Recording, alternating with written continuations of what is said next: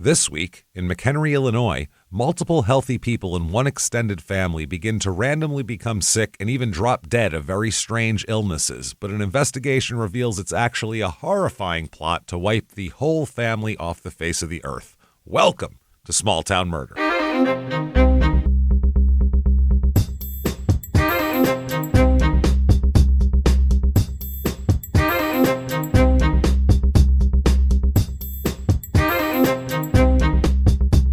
Hello, everybody, and welcome back to Small Town Murder. Yay! Oh, yay indeed, Jimmy. Yay indeed. My name is James Petrogallo. I'm here with my co-host. I'm Jimmy Wissman. Thank you, folks, so much for joining us today on another absolutely crazy edition of Small Town Murder. This is a wild episode. Again, I shouldn't even say that anymore. They're all crazy. This is also crazy. Fits right in with what we're doing here. Before we start, very quickly, head over to shutupandgivememurder.com. Get your tickets for live shows. Seattle, you are up here next. Our next two shows are sold out. Then we have Portland's also sold out. Then Seattle in October. Get your tickets right now. They're selling fast. And then that's it, pretty much. Everything else is pretty sold out for the rest of the year, so thank you for doing that. Shutupandgivememurder.com is where you get all those tickets and every bit of info and merchandise and everything else you could possibly want here. You also, for sure, want to get Patreon. My goodness.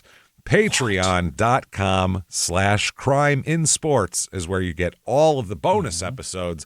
I'm talking everything, too. Everybody, $5 a month or above, you're going to get hundreds of back episodes you've never heard before, bonus stuff immediately upon subscription. Then new ones every other week, one Crime and Sports, one Small Town Murder, and you get it all. This week, what you're going to get for Crime and Sports, you're going to get, we're going to talk about athletes that have made tens of millions of dollars and now don't have anything. So that's a fun one. Then for Small Town Murder, we are going to talk about part 2 of Ted Bundy and putting this in quotes, trying to help find the Green River Killer. Yeah. Trying to keep himself alive, but man, is it... save his own ass. It is fascinating, though. So fascinating, we had to do a second part. So that is for Small Town Murder. So that's patreon.com/crimeinsports. Yes. And on top of that, you get everything... All our shows we make, Crime and Sports, Your Stupid Opinions, and both Small Town Murder episodes per week, all ad-free with your Patreon as well. Ad-free. We'll give you that, too. And you get a shout-out at the end of the show, too. It's literally all we have to give. So please sign up for that. And on top of that, we definitely have to do the disclaimer. It's a comedy show, everybody. We are comedians. This is a murder show, and people are going to die. That's one thing that's going to happen here. Now, you might go, how is that funny? It can be very funny. It's a funny thing when someone says, I'll get away with murder. Yeah, that's a pretty silly thought, and we're going to make fun of that person for it. There's a lot of crazy things to make fun of around the murder, but what we never do, what we don't do, is we don't make fun of the victims or the victims' families. Why's that, James? Because we're assholes. What? But we're not scumbags. See how that works? That's very simple, very easy to do, and it's going to, boy, do you have a crazy episode in front of you. But if you think true crime and comedy should never, ever mix, maybe we're not for you. I don't know. Maybe we're not. But I think possibly we are. Either way, no complaining later. That said, I think it's time, everybody, to sit back. What do you say here? Let's all clear the lungs and let's all shout, shut up and give me murder. Let's do this, everybody, shall we? Let's go on a trip here. Okay. Let's go. We're going to Illinois this week. And we were in Illinois a few months ago. We're doing it a little sooner than we normally do, but the case is just one of these cases we had to do. It's kind of relates to a case that's in the news that's big right now, but this has nothing to do with that. It's just, you'll see what we're talking about here. Let's go on a trip here. Let's go to McHenry, Illinois. Yeah. McHenry, little C, big H is how that works. This is in northern Illinois. You said, like you were born there. McHenry. Yeah, we've all been there. Yeah, we all know McHenry. It's in northern Illinois. It's about an hour outside Chicago. Okay. So it's still technically out in the burbs there. About an hour and 15 to Milwaukee. So technically, you could go, do I want to work in Chicago or Milwaukee, really? That's pretty great, yeah. You commute there. It's about 5 hours to Quincy, Illinois, which is our last Illinois episode. Episode 595, More Than a Family Feud. That was the one with the people who are on Family Feud. Oh, that's right. Yeah, that was wild. This is in, that was so crazy. That's down by St. Louis down there. Yeah. This is in McHenry County. Area codes 815 and 779. The motto of this town, the heart of the Fox River. Yeah. Very proud of this Fox River over here. A little bit of history here. In the 1830s, settlers started arriving from different areas and created kind of a little settlement where McHenry would be. Okay. Here. Now, a guy named George Gage came in 1835, purchased a big plot of land west of the Fox River, and that became Gagetown, and then Gagetown was called West McHenry after that. So that's how that all went. They built a dam in 1851. Very exciting. We love that. In 1860, the Count's house was completed. Like It's a Dracula? Yeah, it's a big house, a number of owners, but the most notable was Count Oscar Bopp von Oberstadt, who was an Austrian count. It's a hell of a name. I He don't also know was what a count a is. bat. He also, Yeah. and And both. Chocula. He was a lot of Yeah, a count just sounds like somebody rich from Europe who's not Yeah. actually royalty, but you needed a title. You're so rich you had to have a title. Yeah, like That a sounds baron. But Yeah, a count exactly. feels bad every time. Well, yeah, we've never heard of someone being a great count. It's either Dracula or Chocula. Those are the only ones we know of. It's the only one. Now, reviews of this town, we've never been here. We don't know what the hell's going on here. Let's find out. Here's 5 stars. I like McHenry because it still has that small town feeling. It does, yeah. Yeah, the streets are not filled with traffic, and you can still see farms and farm animals along the road. It has nice neighborhoods and great parks, making it a nice place to raise a family. It still has an outdoor theater, which brings more of that small town feeling. So the nice and small are used a lot in that review. Yeah. It's nice and it's small. When they say theater, do they mean like a movie theater? Or I like think so, like an outdoor like a play. I think I'm not sure actually if it's the theater movie or a regular theater. Yeah. A lot of I do times- like when you drive down the road somewhere and they have that like old theater with like the old marquee that comes out over the sidewalk. Oh yeah, it's great. Those are they only have 2 screens or whatever, but it's so Yeah. fucking rad. We love playing like theaters like that. Yeah, They're cool as hell yeah, in some of these yeah. places. Here's 3 stars. Okay, a little less enthusiastic. McHenry's a small town, great for families who enjoy the outdoors and attending local events. Yeah. As a kid, I remember going to the farmers markets and fairs. So we're getting a feel. It's got a real, it doesn't feel like, major city Chicago type action it's here. Very soda kinda- shop, 57 Yes. Chevy. Yeah. Yeah, very five and dime, this place Yeah. is. Yeah. 3 stars. It appears to petty, this review, by the way, I don't know if English is not their first language or what it is, but it appears to petty theft incidents in the stores. It appears It appears to. High unemployment gives way to this. Vandalism is relatively high because of the lack of entertainment facilities. Yeah. Nothing to do. I guess I'll it. just make something. I'll go ruin something because there's not a movie I want to see spray paint a playing. train. Fucking Yeah. so bored around here. That's interesting. 2 stars, and this person makes it sound like there's like a crime wave here, but when we give you the stats on the crime, it's not exactly the way it is here. Here's 2 stars. The spring and summer are beautiful with the occasional thunderstorm, but winters are bitter. Cold temperatures and snow make winter here horrible. I mean, pretty well anywhere that Thanks. that has snow, and it sucks. Thanks for explaining weather. That's Yeah. excellent. The It does spring get and annoying. summer have occasional thunderstorms, but are beautiful. And then finally, 2 stars. This person has very specific complaints, and a lot of them don't make sense. Okay. 2 stars. Doesn't have a White Castle. Okay. That's a bummer. And isn't anywhere near the ocean. Also, You're in the Midwest, sir. That's Wow. Yeah. McHenry We were just in is San Diego and L.A. Being near the ocean, I get it again. Every time I go away from it, I'm like, the yeah, ocean's I don't great. understand. Then you get near it and you're like, oh yeah, this is This is shit. fantastic. I see. McHenry is about a 19-hour drive to Florida.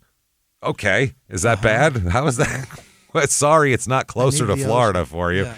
The neighborhoods are nice. Just don't wander into the wrong ones. Same as anywhere else. Yeah, and I haven't really doing some research. I haven't really found a lot of bad neighborhoods around here either. The library and skate park are very nice. Yeah. If you need to fix your car, there's an auto shop every 5 feet. Okay. The town will go downhill and dig when the dig the pit. I think they mean when they dig the pit. I don't know what the pit is, but I'm terrified of it already. The police are okay, but they pulled me over for being at a stop sign for too long. Yeah, you got to move. Florida. Let's go. You can't block a thoroughfare, dipshit. That's anywhere.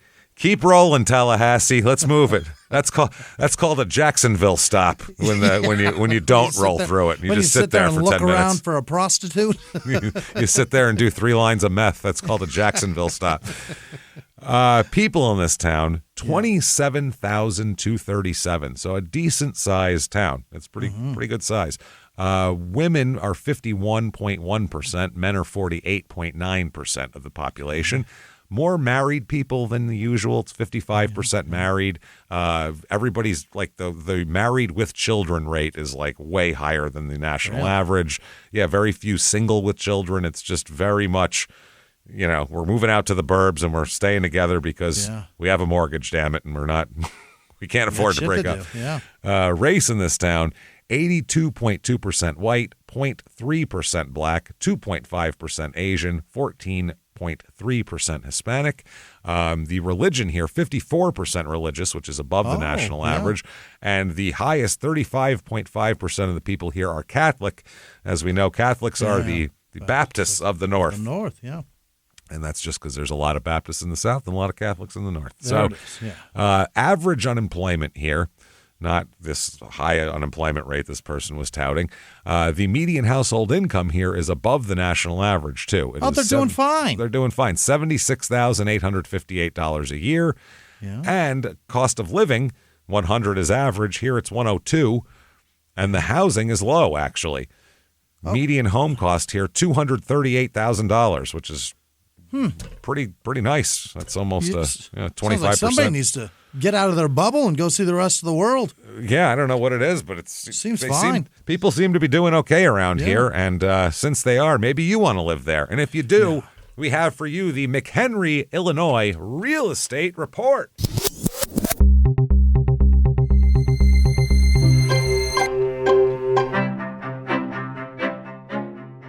The average 2-bedroom rental here goes for $1,550 a month, which is above the national average. Yeah. It's a little bit steep, which is funny because the housing is it's pretty inexpensive to buy a house, but to rent a place, you're going to pay.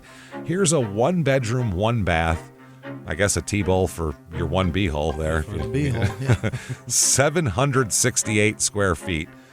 And it's a house. It's not a trailer. It's not a condo. It's just 768 square feet.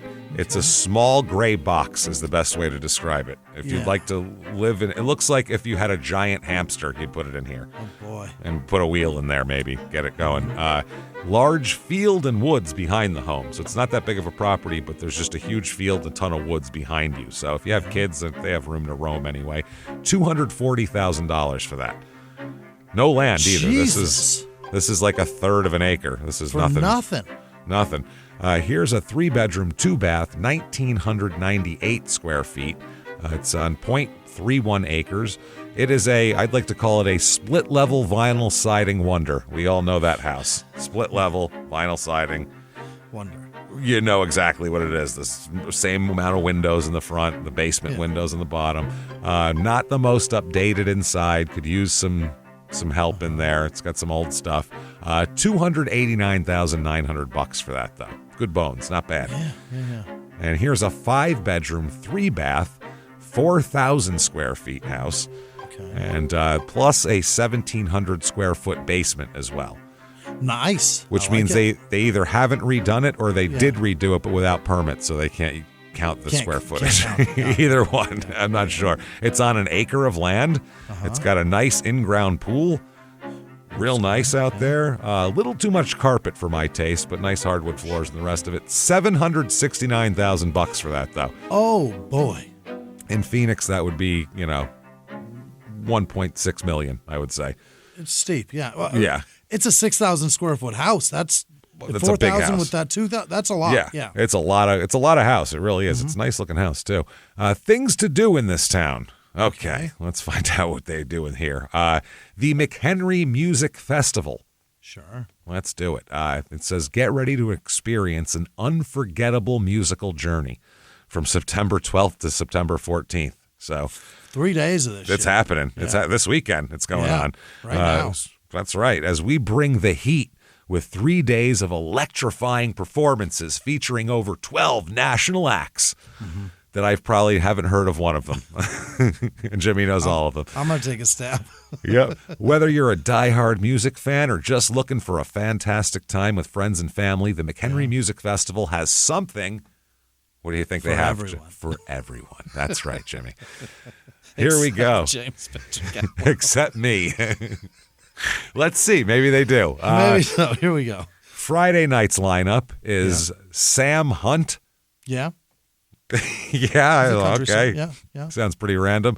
Hey, guess what? Get a stage name. That's not a good stage name. Yeah, Sam Hunt, that's a real common two words. It's real common. They're all doing that now, where it's just like, I can't wait for somebody to just be like Willie Haggard. That's what it is. It's all names of another country star somewhere. Just mashed together.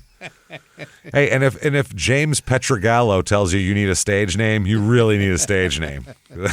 Zach Bryan is just Luke Bryan and Zach Brown. It's getting annoying. See, that's the thing, and I don't know any of these country people, so when I hear that, I think they're all the same person. Everyone named Zack and Bryan and they're all the same guy. I think there's one guy named Zack Bryan Brown, and he does all the country songs. That's in my head. That's all there is out there. I have no idea. Yeah, it's coming. We're almost there. It's Merle Cash. Merle Cash. Yeah, I like that shit. Merle Cash. Willie Christopherson. I like Conway Robbins too. He's a good one. He's my favorite. Dustin Lynch will be there. He's terrible. God, we've talked about him before. He's the fucking worst. I think I remembered his name. Red Farron, one word. Yeah. Yeah. That's something. Ingrid Andress. I don't know her. Oh, Zach Miller. See, there's a Zach and a Miller. There he is. There's always a Zach. Saturday, Slightly Stupid. Yeah, those guys are great. You know O's. them. I do. That's actually something that you might like. How would I know them? I figure you'd know. I can't think of a song that they sing, but if I hear a note of country music, no, it's not. It's not country. It's not country at all. It's like kind of like fuck. I can't. It's like fucking. It's skate music. Bow, and I'm gone. I'm fucking dying. I think there's horns in it. I can't. Okay, that's cool. Like ska shit you're talking. Yeah, they have a very popular song that you've absolutely heard. Okay, Dirty Heads. Nope.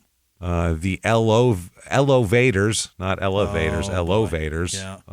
The Expendables. So Jean-Claude Van Damme and Schwarzenegger will be there. That's nice. Slice Stallone's going to be in. Oh, it's going to be great. That would be the ultimate. I want to hear those guys all sing a song in all their accents. Fucking Schwarzenegger with his, Van Damme with the Belgian accent. And then, of course, Sly comes in for the chorus. Living on a prayer. I'm living on a prayer. Sunday, Bailey Zimmerman. Jesus. And then I'll save the last one because it's so funny because it's so many of these. Brian Martin. See? Yeah. Brian Martin. Zach Brian Martin. Brian Martin Zach. Brian Martin Zachary. It's all the same thing. It's all bro country here. This sucks. I hate this already. Bella Kane. And then finally, Flo Rida will be there, of course. It's a local festival. He's like, fuck, Nelly and fucking Ludacris are busy, then I have to be there. That is funny. Bailey Zimmerman's headlining giant fucking arenas, and he's opening for Flo Rida here. Oh, shit. There's also the McHenry Fiesta is another festival they have there. It's 11 days of fun. Goddamn. Jesus Christ. They have a cask and barrel night, a car show, all sorts of bullshit, but performances also. They're going to have Shady, a live tribute band, a live tribute to the music of Eminem. Yes. So that's what I want to hear. Karaoke Eminem. That'll be great. White people singing Eminem. Nice. Wow. Pet Sounds Live, which is a Beach Boys tribute, like Pet Sounds, their album. 5184, which is a Van Halen tribute. 5184, 1984 was their one, 5150, and they did night. So they just combined two of them. What else do we have? The next day we have Southern Jack, who plays classic rock. Yep.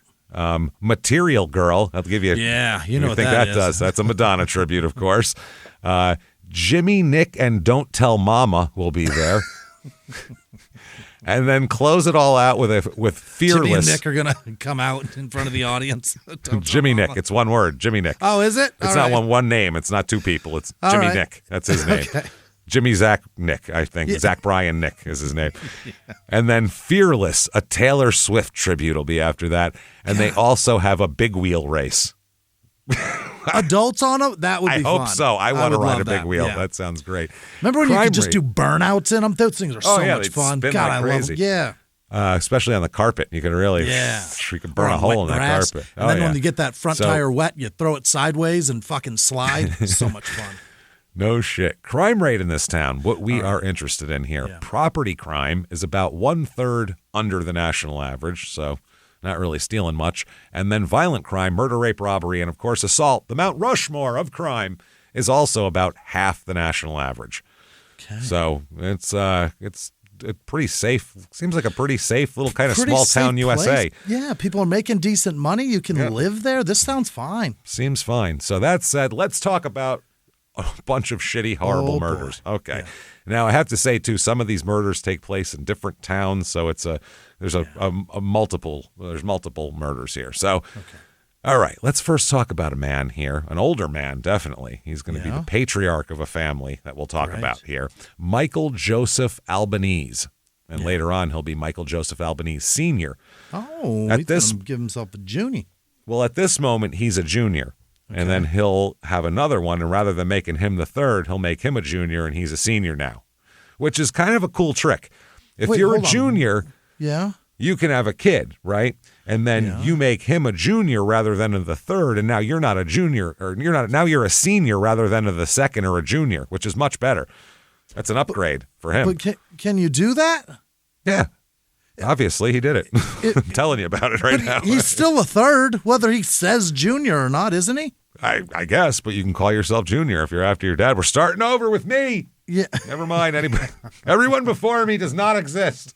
I'm now senior, you're junior, fuck my dad and my grandfather. I don't think that's how it works. I think you can call yourself whatever the hell you want, honestly. Yeah, you can do that, yeah. Yeah, so why not? Maybe he just named him Michael Joseph Jr. There, that's his name now. Oh, yeah.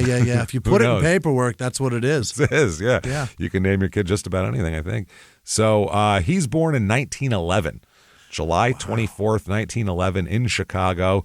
So, I mean, Christ, still rebuilding from the fire when he was born, for Christ's sake. Yeah. This is, I believe, pre-Wrigley Field opening he was born. No kidding. So that's back there. He's one of 10 kids. He's seen it all. Oh, yeah. One of 10 kids. That's some old school, shit back then. And he's been through some shit. Oh, for sure. He's like an entrepreneur. He's a real go-getter, this guy. Okay. Now, he's got a wife named Clara Marion Kolasinski. Wow. She'll be Albanese. She'll change her name. Yeah. She's about 2 years younger. Now, they're going to start out, they're going to raise a family here. They start a company in the 60s as well called Allied Die and Casting, which is they make trophies and things like that. That's kind of their deal. They're going to have two sons. Okay. First, they're going to have Charles Michael Albanese. This is a weird thing, by the way. They juniored up their second kid rather than the first kid, which is always a weird.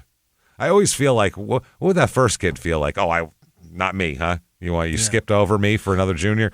Well, maybe they didn't expect to do this, and they named him after somebody else in the family. That's what I think too. Is you have we're going to name him after my father, or we're going to name him after Wouldn't you rather be uncle named after that guy than fucking me? And then they didn't have any ideas by the second one. They're like, I'm going to just call him me again. So they have Charles Michael Albanese. That's their first son. Chuck, he goes by. Sure. Chuck's born June 13th, 1937. And he is known by everybody that knows him as a kid. I mean, there's like 10 different quotes that all have pretty much the same words in different order. It's just the same thing. He's called, quote, a spoiled brat who always wanted to be a big shot. Jesus Christ. The family does well. They have a decent amount of money, and this kid thinks he's the ultimate born on third and thought he hit a triple guy. Just really spoiled, wants to be something he's not. Wants to be his dad, but his dad had to like work hard to do that. Yeah. He's just like, just give me your stuff. That's better, right? Jesus. So he always wanted to. Basically, he's described as, and this is everybody, I would think, quote, an ambitious young man who wanted to earn as much money doing as little work as possible. Yes, sir. That's yes.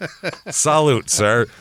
You've just told the story of my life and Jimmy's life and every other comedian who's ever lived. How do I sympathetic get man paid? I could not be.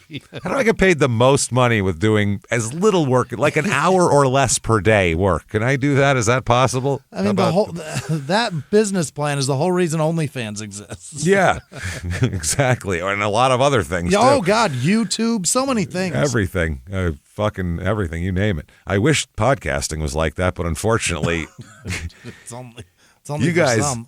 yeah. If we were just dicking around, just having conversations, that'd be great. But like, this is like the 3 hours or whatever we're doing this show is like a little tiny tip of an iceberg, and there's a giant block under the water of work just and research and shit that goes into it. Yeah, just running into them, fucking giant Titanic-sized life ships going down. This is Michael Albanese Jr. is the younger brother. Yeah.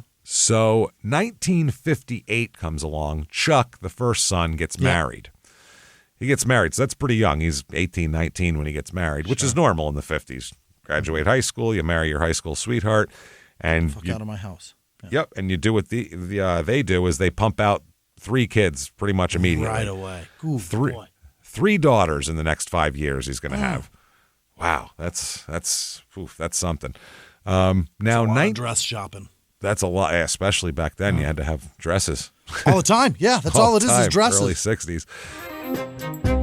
Hey, everybody, just going to take a quick break from the show to tell you a better way to shop with Stitch Fix. StitchFix.com. You know it. Let's be honest here. Shopping is not as fun as it sounds. It really isn't. No. I just want someone to tell me what to wear. We talk about this all the time. Tell us. Just put clothes on me. I don't know what I'm doing. That's what it is. We have no idea. We're just too busy to shop, too. And we need to look decent. We have to go do live shows and all this stuff.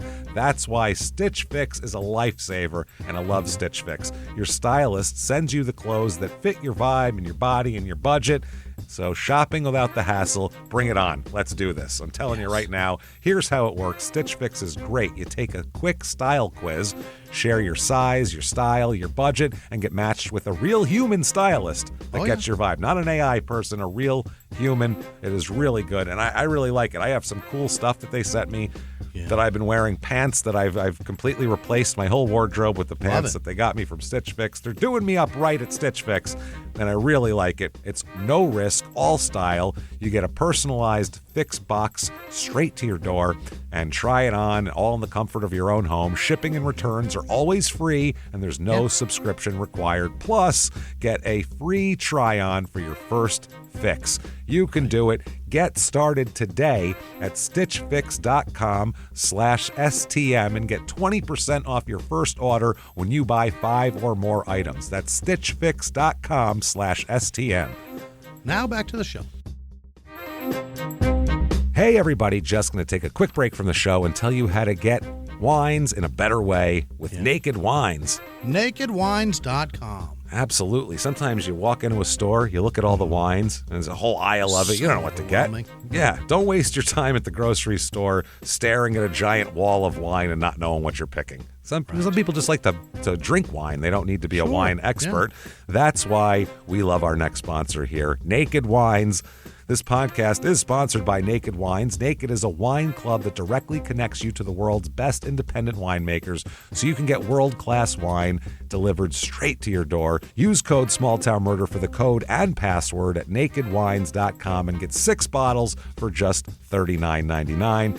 We did it. I got 6 lovely Pinot Noirs. They sent me from different areas. I got Willamette Valley ones. I got all these good Pinot Noirs, and I'm almost ready for a new box. I'll tell you that right now. I'm out there too. I'm going to. It's really good. I love it, and you break it out. Other people have enjoyed it with me, and everyone said, "Where'd you get this wine?" NakedWines.com. How do they do it? They bring you amazing wine straight from the winery at up to a 60% discount than what you'd pay in a store. By cutting out the extra costs like the middleman markups, winemakers can pass those savings on to you without skimping on any of the quality.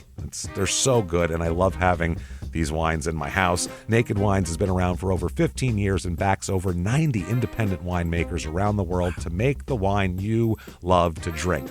Now is the time to join the Naked Wines community. Head to nakedwines.com/smalltownmurder, click enter voucher, and just put in our code SmallTownMurder for both the code and password for 6 bottles of wine for just $39.99 with shipping included. That's $100 off your first 6 bottles of wine at nakedwines.com/smalltownmurder and use the code and password SmallTownMurder for 6 bottles of wine for $39.99.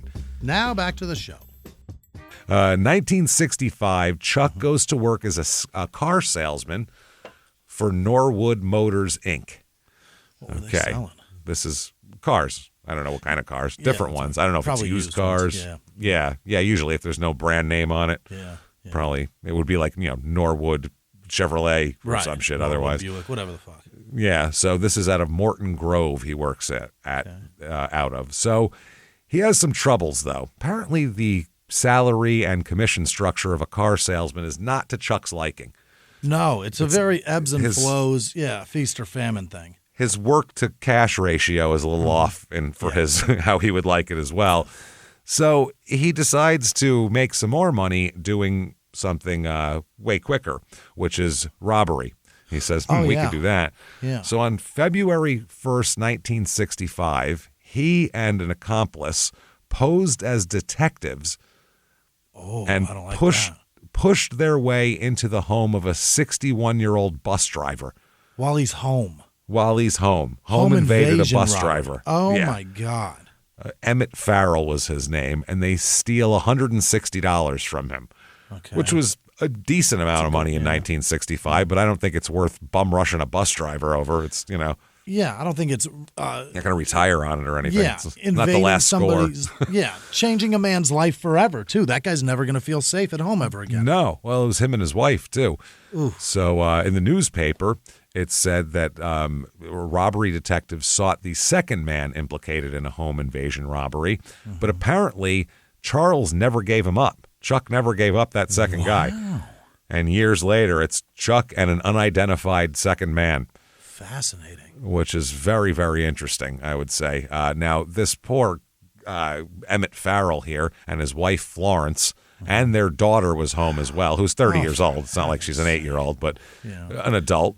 She should have her own some place. Developmental problems. There might be all kinds of things there that you could fuck her up worse. Back then, 30, they'd just be like, well, old maid. Yeah, that was it. Yeah, she's just cash in, learn how to play canasta with your grandmother. That's all. You two can hang out together. So Albanese, though, Chuck was traced through a partial license plate that a neighbor jotted down. Oh. Who became suspicious when he saw 2 men run out of the home. He just grabbed a pen and wrote part of a license plate down. They ended up recovering the gun and the car that they used in the robbery also. At gunpoint. Jesus. No, they pretended to be detectives. And dead serious. That is interesting. So he's positively identified by Florence, the wife. She positively IDs Chuck. He is indicted by a grand jury for armed robbery and several counts of auto theft as well. Ooh-wee. He's been stealing from work and other places as well. Now, he had an alias of Charles Romaine for the.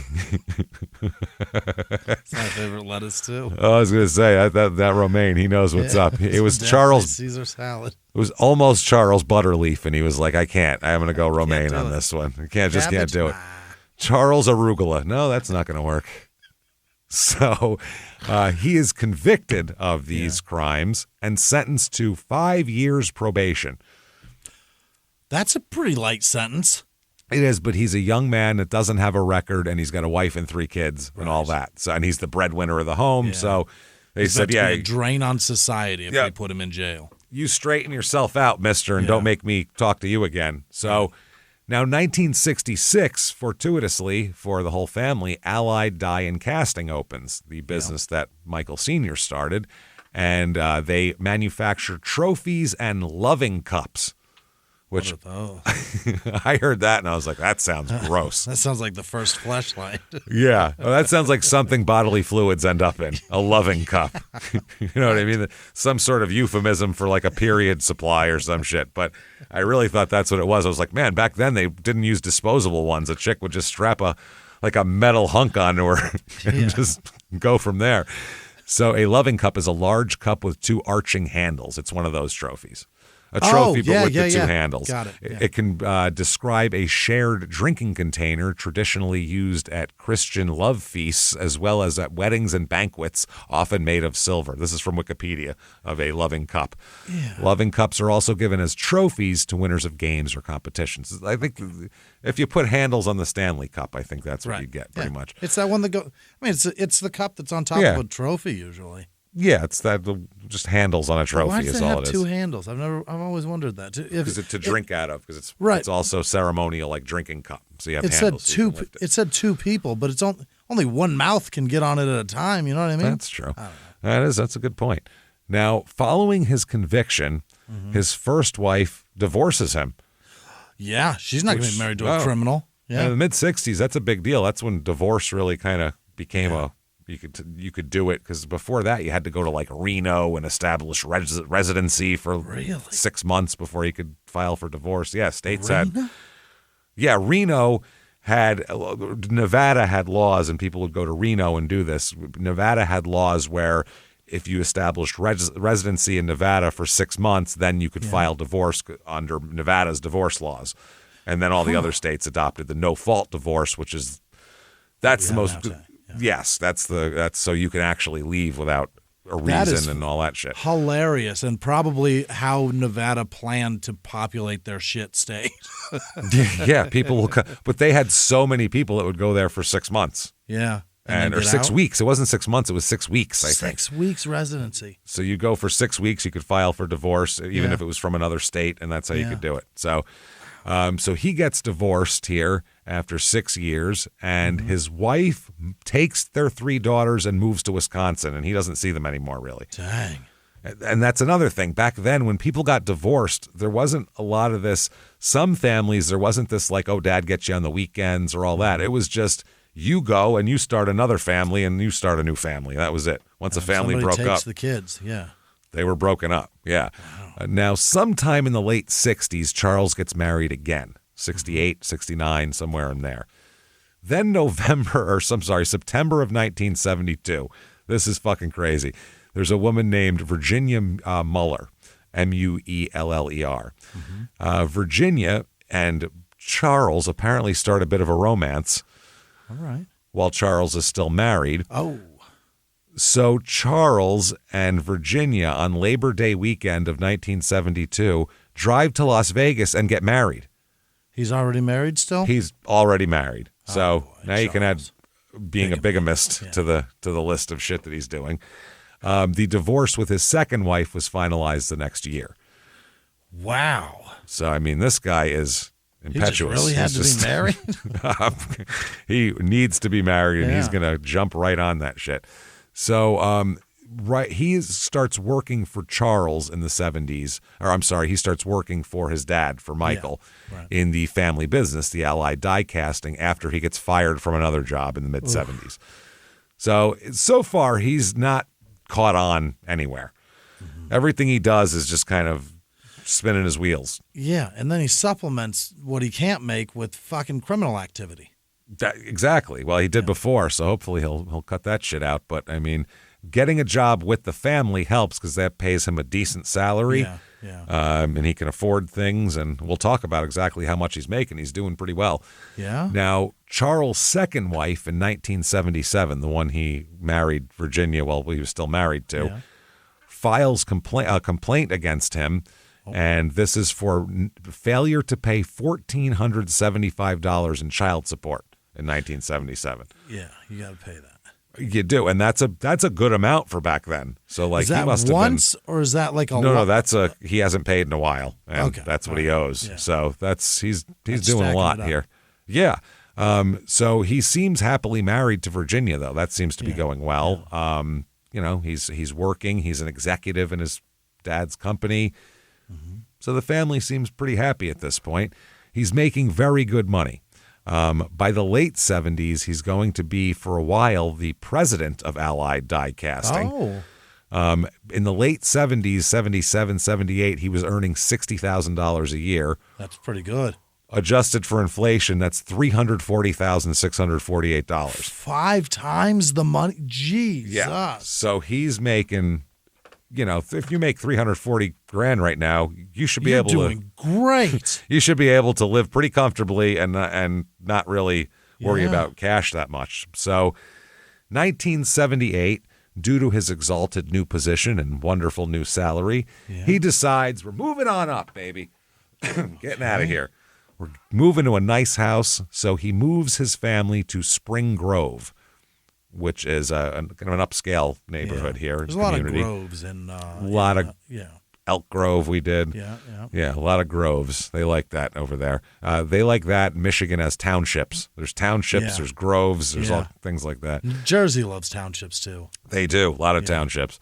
So he earned a reputation amongst his neighbors as a guy who's a show-off. That's what everybody says. All of his neighbors say, that guy's a fucking show-off. He likes to flaunt his wealth and flaunt his importance and everything like that. Just like he was when he was a kid.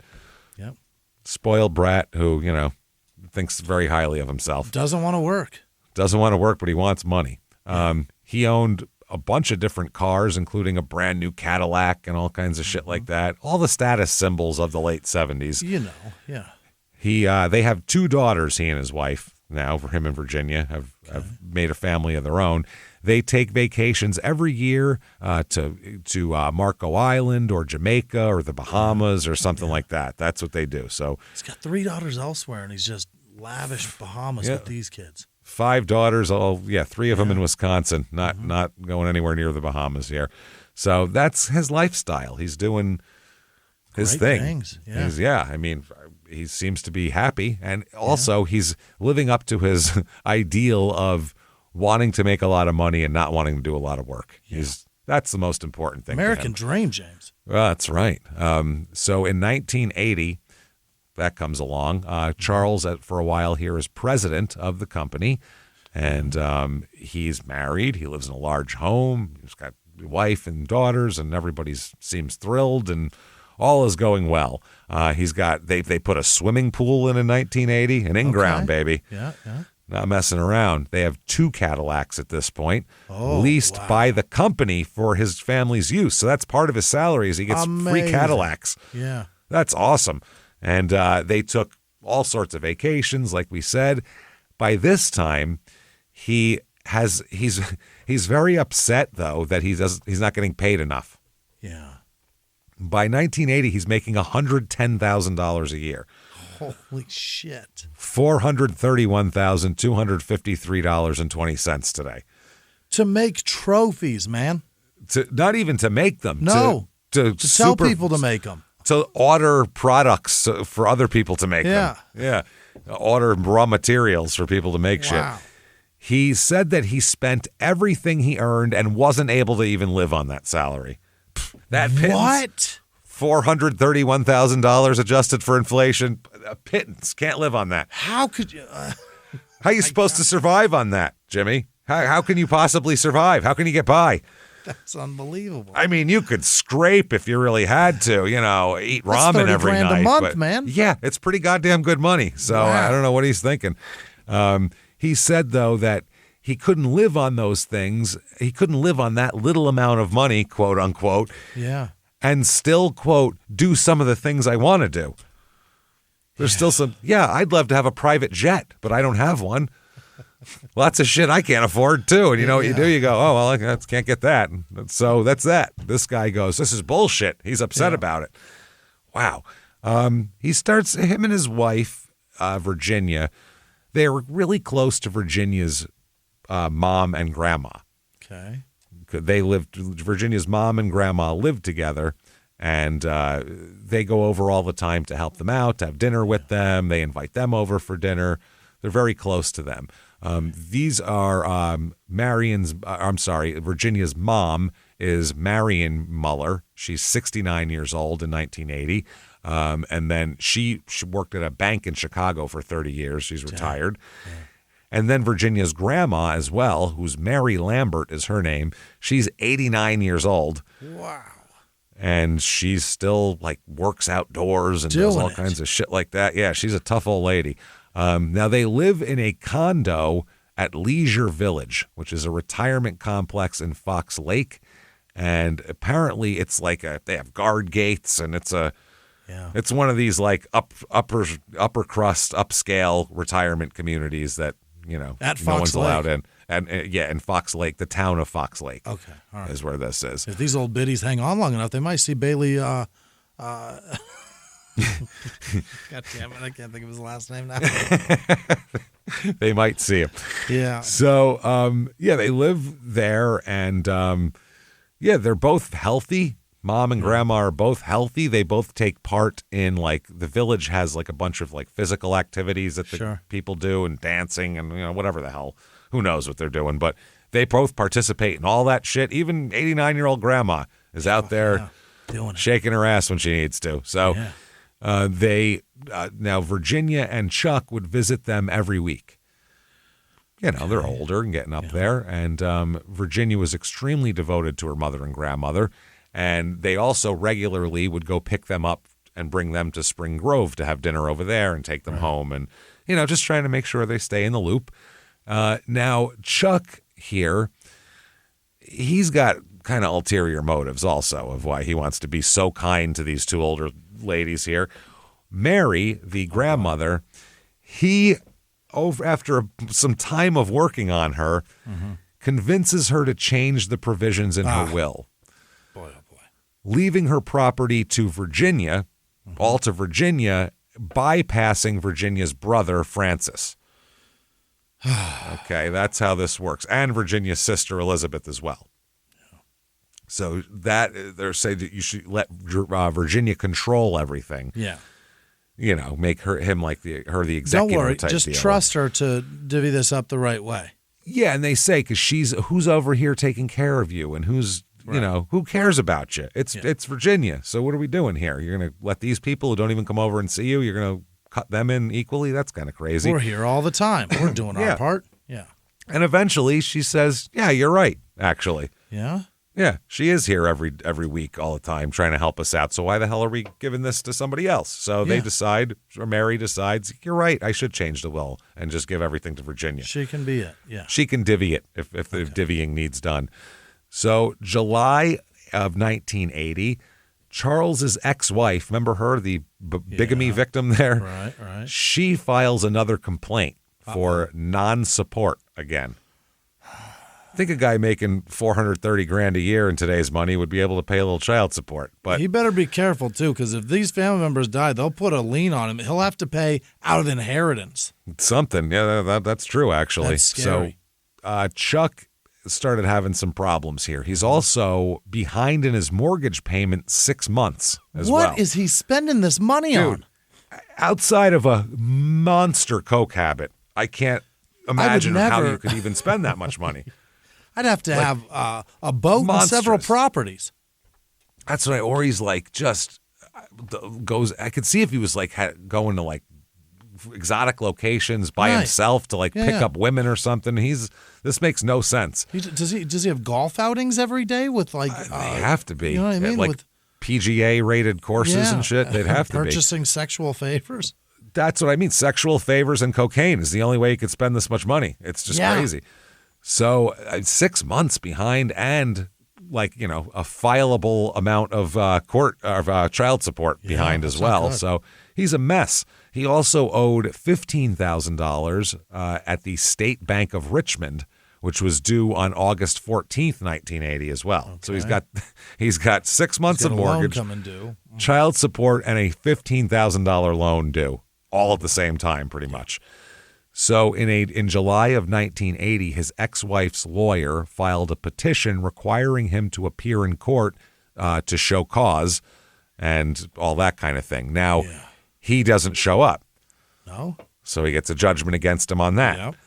So he's not doing great here at all. This is a lot of pressure on him, and we don't know if Virginia is aware of all of these, of everything that's going on. We're not sure if she knows about the mortgage or the child support. I assume he complained about his ex-wife with the child support, but the mortgage he probably kept to himself. We tend to do that. Yeah. So August 3rd, 1980, Mary and Marion, mom and grandma of Virginia, they're going to come over to the house in Spring Grove for dinner that night. And visit. Yeah. Go see Chuck and Ginny here and see what they got going on. They have a nice Sunday dinner together, just a family Sunday dinner. They ate Polish sausage and sauerkraut. Yikes. All family style, big platter, and you take your Polish sausage and your sauerkraut. Mm-hmm. And Charles and everybody says later on, or Charles will say that both Ginny and Mary, or I'm not, Ginny's the wife, I'm sorry, Marion. both Marion and Mary, neither of them had anything to drink, he said, but they ate Polish sausage and sauerkraut, which you need to wash that down, it seems like. But they didn't have anything to drink or any booze to drink? No, anything. So just didn't ate that liquids. Dry? Just dry, dry swallowed some Polish sausage. That would better be some wet fucking kraut to get that down. You need the kraut just to get it down.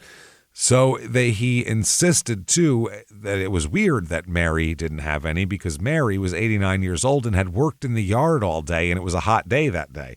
Yeah. Mid-August or early August. So and she had been working outside for several hours. So he's like, she should have been thirsty, but nobody ate. Not even some sweet tea. Nothing. Now, after dinner, Mary gets sick. Oh. Which, I mean, maybe all that kraut on a dehydrated stomach. But she gets diarrhea and begins vomiting after dinner. Okay. Jesus. Those sausages were not cooked. Something's wrong here. And Marion also gets a little bit sick, but not as severely ill as Mom does. Okay. But she doesn't feel good either here. Right. So now, August 4th, 1980, the next day, the very next day, Charles sends his ex-wife's lawyer a post-dated check for $3,648, which is the exact amount that he is behind in child support, along with a note that informed the attorney that the check was dated for August 15th because a deposit would be made into his account around August 13th. Yeah. Charles also sent him a post-dated check for $500. I don't know if that's like the next installment or what. Yeah. But now August. Hey, take this for yourself. You know what I mean? Or maybe that's next month's child support, or who knows. Yeah. So August 5th, 1980. The 3rd was the dinner. The 4th is the post-dated check. And August 5th, here, Mary Lambert is admitted to the emergency room at McHenry Hospital with vomiting and diarrhea for the last 48 hours. Dang, 2 days of it. She's not doing well. The next day, August 6th, 1980, Mary Lambert dies. Whoa. Yeah, dies in the hospital. Died of nausea and diarrhea. Yes, and now they didn't. She is 89 years old. So they looked at this as also those are symptoms of heart attack sometimes, and she's 89 years old, and the fact that she was working all day out in the yard the day she got sick, they think maybe she aggravated her heart, and they officially attribute her death to cardiac arrest. It's a heart attack. Poor lady had a heart attack. That's terrible. And before that, 3 days earlier, she was super healthy, doing all sorts of stuff. But I mean, when you're 89, you can go downhill like that. Come on. Yeah. You can just drop dead when you're 89 any day. My sister's uncle at 83 was fishing, had a heart attack while he was fishing, didn't know it, till he got home, he was out of breath, went to the hospital and fucking flatlined. Yeah. My grandmother, past about 85, used to just sit up terrified all night waiting to die. She didn't want to go to sleep. Yeah. She didn't want to go to sleep because she thought she'd never wake up, so she never liked to go to sleep. So now that is interesting. Now this, they end up, I guess, she leaves everything to Marion and Virginia. Oh, okay. Yeah. Like we had said. They cut the one out. So it's just Marion, the mom, and Virginia, the daughter. So Virginia closes out Grandma's checking account and transfers $3,600 to Virginia and Chuck's bank account. Okay. That amount, by the way, is just about exactly what they needed to cover $3,648 in post-dated checks. Pretty fortuitous, right? Thank God. Came into the exact amount of money they need. Yeah. August 8th, 1980 is the funeral day for Mary. Very sad. Charles, this day, is arrested for child support payments not being made yet. Well, don't worry, guys. It's already mailed. No, it's already mailed, but you couldn't apparently post-date the check. That's not part of it. They didn't have an agreement to post-date the check. That is a weird... He was ordered to pay. Yeah. Period. Anytime the words post-dated check comes around, it's like, what scam is this? I'm not getting his money, am I? Might as well slap third party on there in that too. Post-dated third party and just make it uncashable. This one to you. Yeah. Ridiculous. Hey, everybody. Just going to take a quick break from the show and tell you a little bit about Live It Up. Oh, let's liveitup.com. You betcha. Moms out there, you do everything for everyone, and somehow your own wellness, it's going to get bumped to the bottom of the list. You're busy. That's where it is. That's where Live It Up Super Greens come in. It's a daily habit that actually works. No hassle, no fuss, just scoop, mix, and go. Whether you're tackling school drop-off, conference calls, mountains of laundry, this is one easy win that supports digestion, energy, and immune health, all in just 30 seconds. Live It Up Super Greens is an all-natural blend of over 20 superfoods formulated with organic vegetables, probiotics, digestive enzymes, and naturally derived ingredients.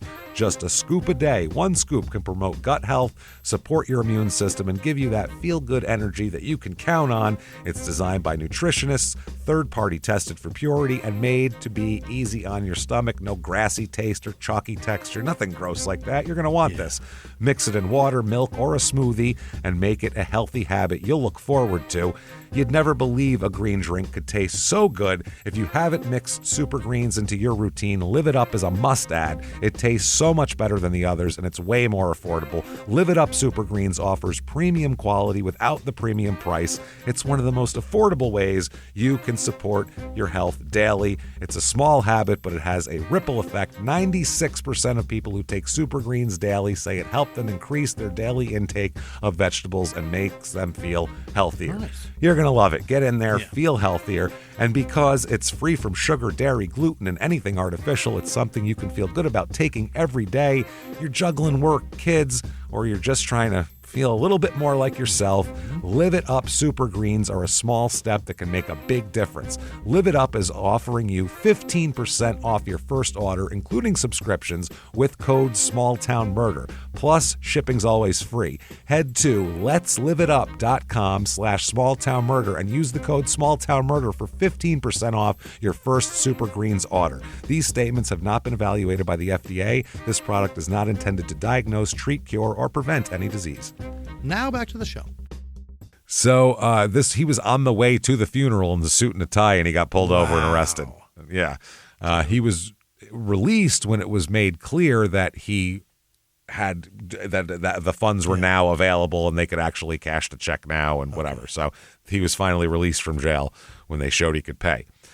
August 16th, 1980, 8 days later, Marion goes to the hospital. Oh. Virginia's mom. Yeah. She's been experiencing vomiting and diarrhea. It's contagious. Since August 3rd. Oh my God. Since the same day. So she's hospitalized at St. Teresa's Hospital in Waukegan on August 16th, 1980. Now, August 18th, 1980, Marion's getting sicker and sicker. Dang. She's getting sicker and sicker, and by the end of the day on August 18th, 1980, Marion dies in the hospital too. Oh my God! There's a rabid monkey somewhere. Fuck, I've seen this movie. This is crazy. The Ebola is on the loose here. This is wild. Call Dustin Hoffman. We're in trouble. trouble. No shit. This is terrible. So everybody put on your hazmat suits now. Rubber suits. You need them. So she had many of the same symptoms as her mom. Now, no one suspects any foul play here. Yeah. Instead, the residents of Leisure Village, they think it's really unusual that both of these healthy women that they've been seeing out doing activities and everything died within 12 days of each other. But one's 69 and one's 89. People die. Yeah. It happens. But they urged the officials to check local restaurants for botulism. Yeah. They're like, what if it's something like that? They also have the community's water supply tested. Wow. Yeah, they have all of that. And now Charles, Chuck, and Virginia request that they investigate even further. They say, do more. They said, stop. Hey, he said, my wife just lost her mother and her grandmother in 2 weeks. There's something going on in here. Like, are you built on a fucking ancient Indian burial ground or something? What are we doing? Also, we're still here. So if whatever got them gets us? And what about all the other fine old folks in this community? So...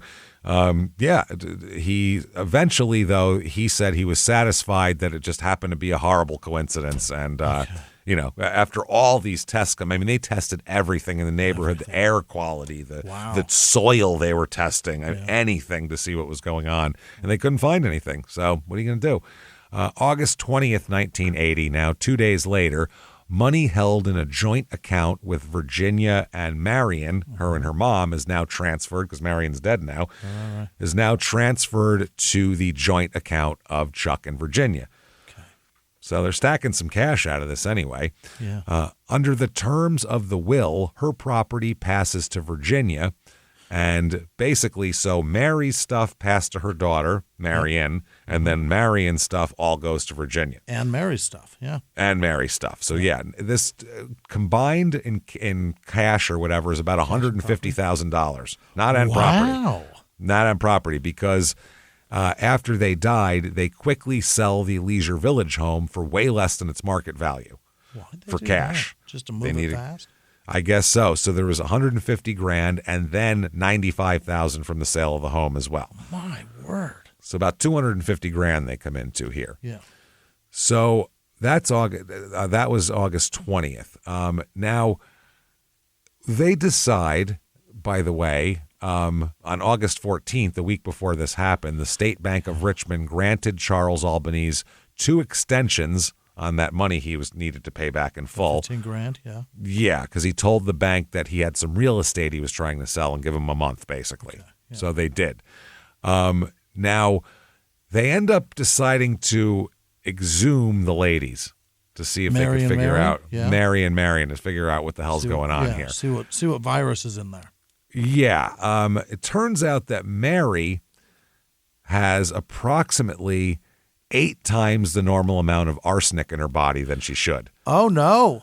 Everybody keeps some amount of arsenic just in low levels in their bloodstream. Yeah. Everything has arsenic in it.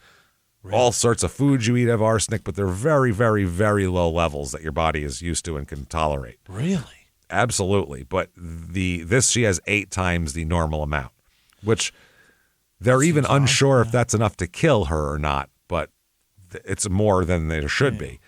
So they decide, well, let's exhume Marion and see what's up with her. See how many arsenics she has. Yeah, she has 5 times the normal concentration of arsenic. Again, a lot. Not crazy high. But not crazy high. Yeah. Not high enough. So they think that's odd, but a forensic chemist still says that he thinks they died of arsenic, period. Okay, yeah. That's way more than you should have, and you're not going to run into that much arsenic unless there's a lot of arsenic around. Life, right. Yeah, by accident. So it's really, really strange here. So they find the traces of the poisons, and they're trying to figure out what the hell's going on.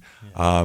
They suspect they were killed by repeated arsenic poisonings, by the way. They think these are built up over time. So they've been coming in contact with it a lot. Yeah, they said they've been given fatal doses at different times. So that's an interesting thing there. So this is the deaths of 2 very active women. So it's very, very odd here. They thought it was, like I said, botulism at first and then everything else. But no, they end up here. They said an analysis of the drinking water, the community's sewage disposal system, all thoroughly checked out. They checked the food supply, examined kitchens in all the area restaurants. Everything came back negative. Yeah. They don't know where the hell this arsenic came from. They can't tell. They have no idea. Now, there's also life insurance. Virginia receives $6,000 in life insurance proceeds and pension fund proceeds from Marion Muller's death, and the money was used to make delinquent payments on the mortgage. So, I mean, these people are dying just in time. My word. Sometimes, they say everything happens for a reason. You're just the luck of some people. Yeah. And, if you're behind in child support, don't worry. A family member's going to die and save you. They're going to come to your rescue. Yeah. Tell me there's no God. Come on. Come on now. Tell me there's no God. What are we talking about here? What's your kraut breath? Yeah. I ate the same Polish sausage they did, and I got nothing. I'm fine. So October of 1980, that is when everything goes through with the condo sale and everything like that. $20,000 of the condo sale was deposited into the joint account of Charles and Virginia, and that was used to pay the $15,000 note from the bank that he had to pay off.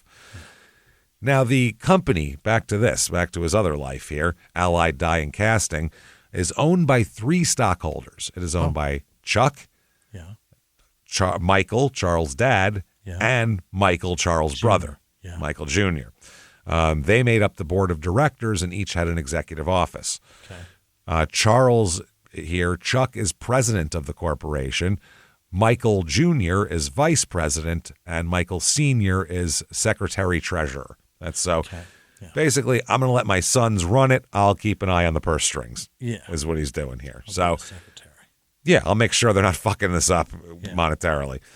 So the shareholder agreement approved by the board of directors gave special powers to Dad because he started the whole thing. He has absolute power to control and manage the company, including the power to veto or negate the decision of the other 2. Okay.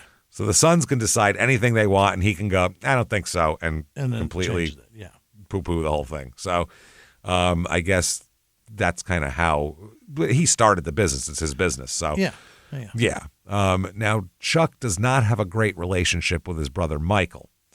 That is one thing. They say that he has a decent relationship with his dad, but him and his brother fight a lot. Okay.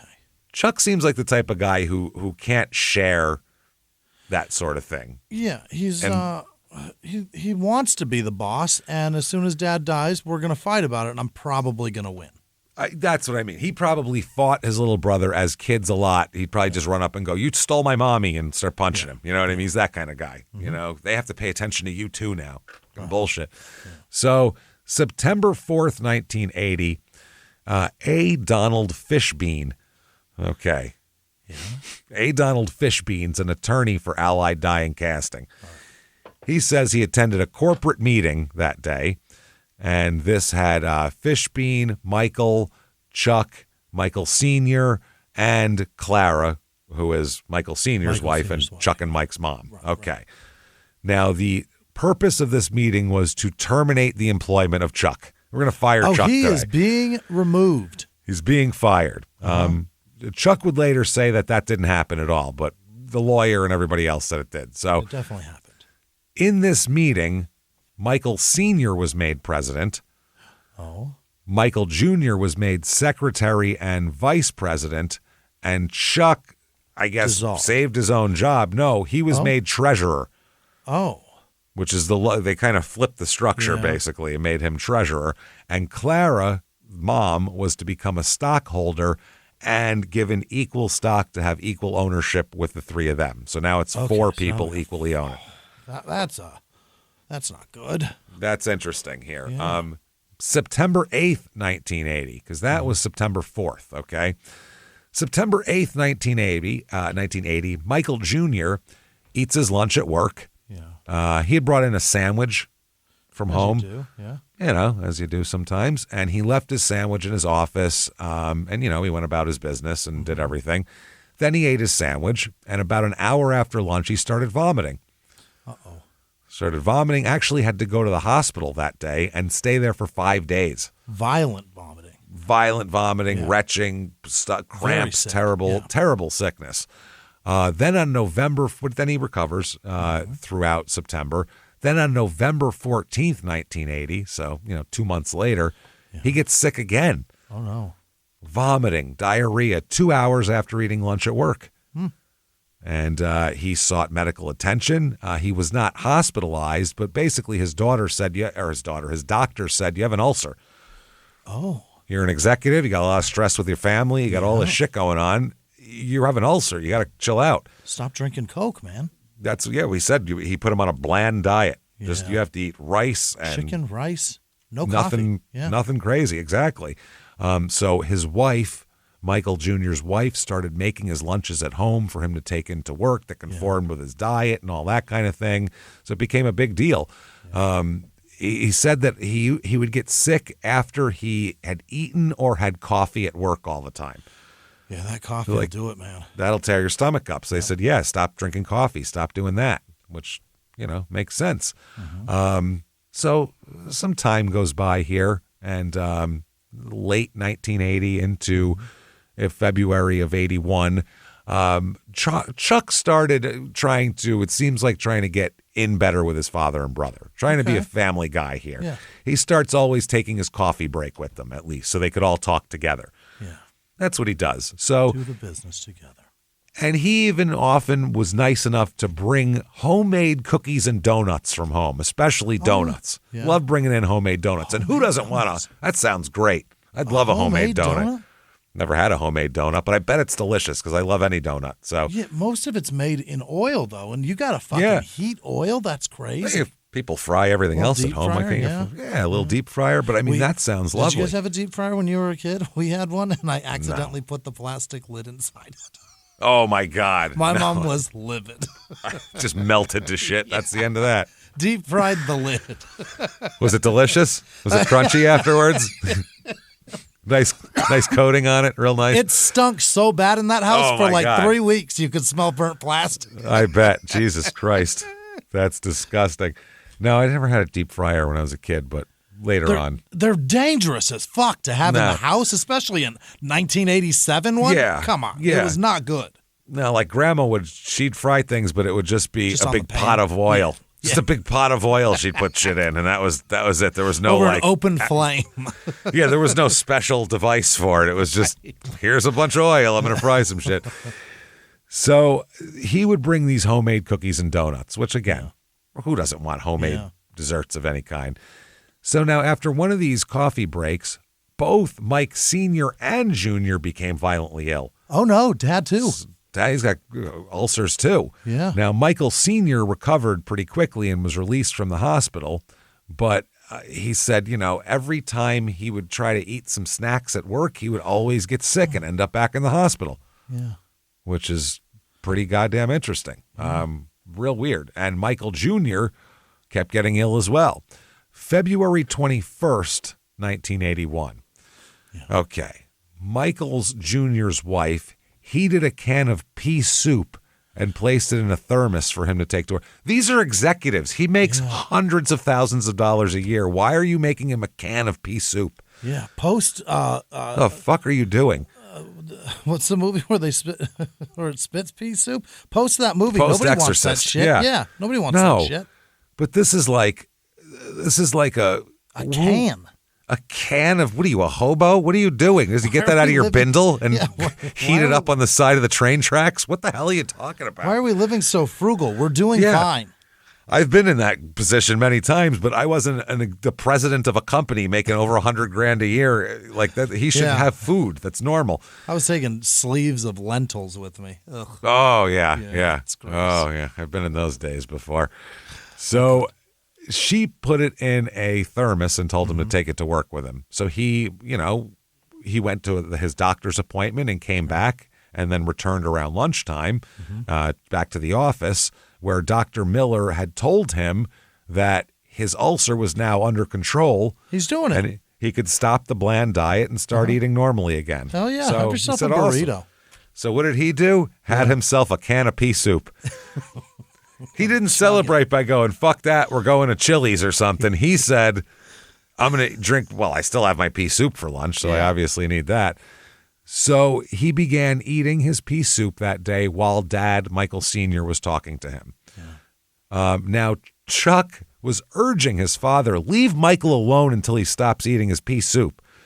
You got to break his balls with business stuff. The guy can't even have a can of pea soup in peace, for Christ's sake, Dad. Jesus, leave him alone. Let him eat his hobo lunch, for Christ's sake. Let him eat it. He's got a can of beans he's going to put on next. What are we doing here? Let's see how far he goes with this. He's got a hot plate at his desk, for Christ's sake.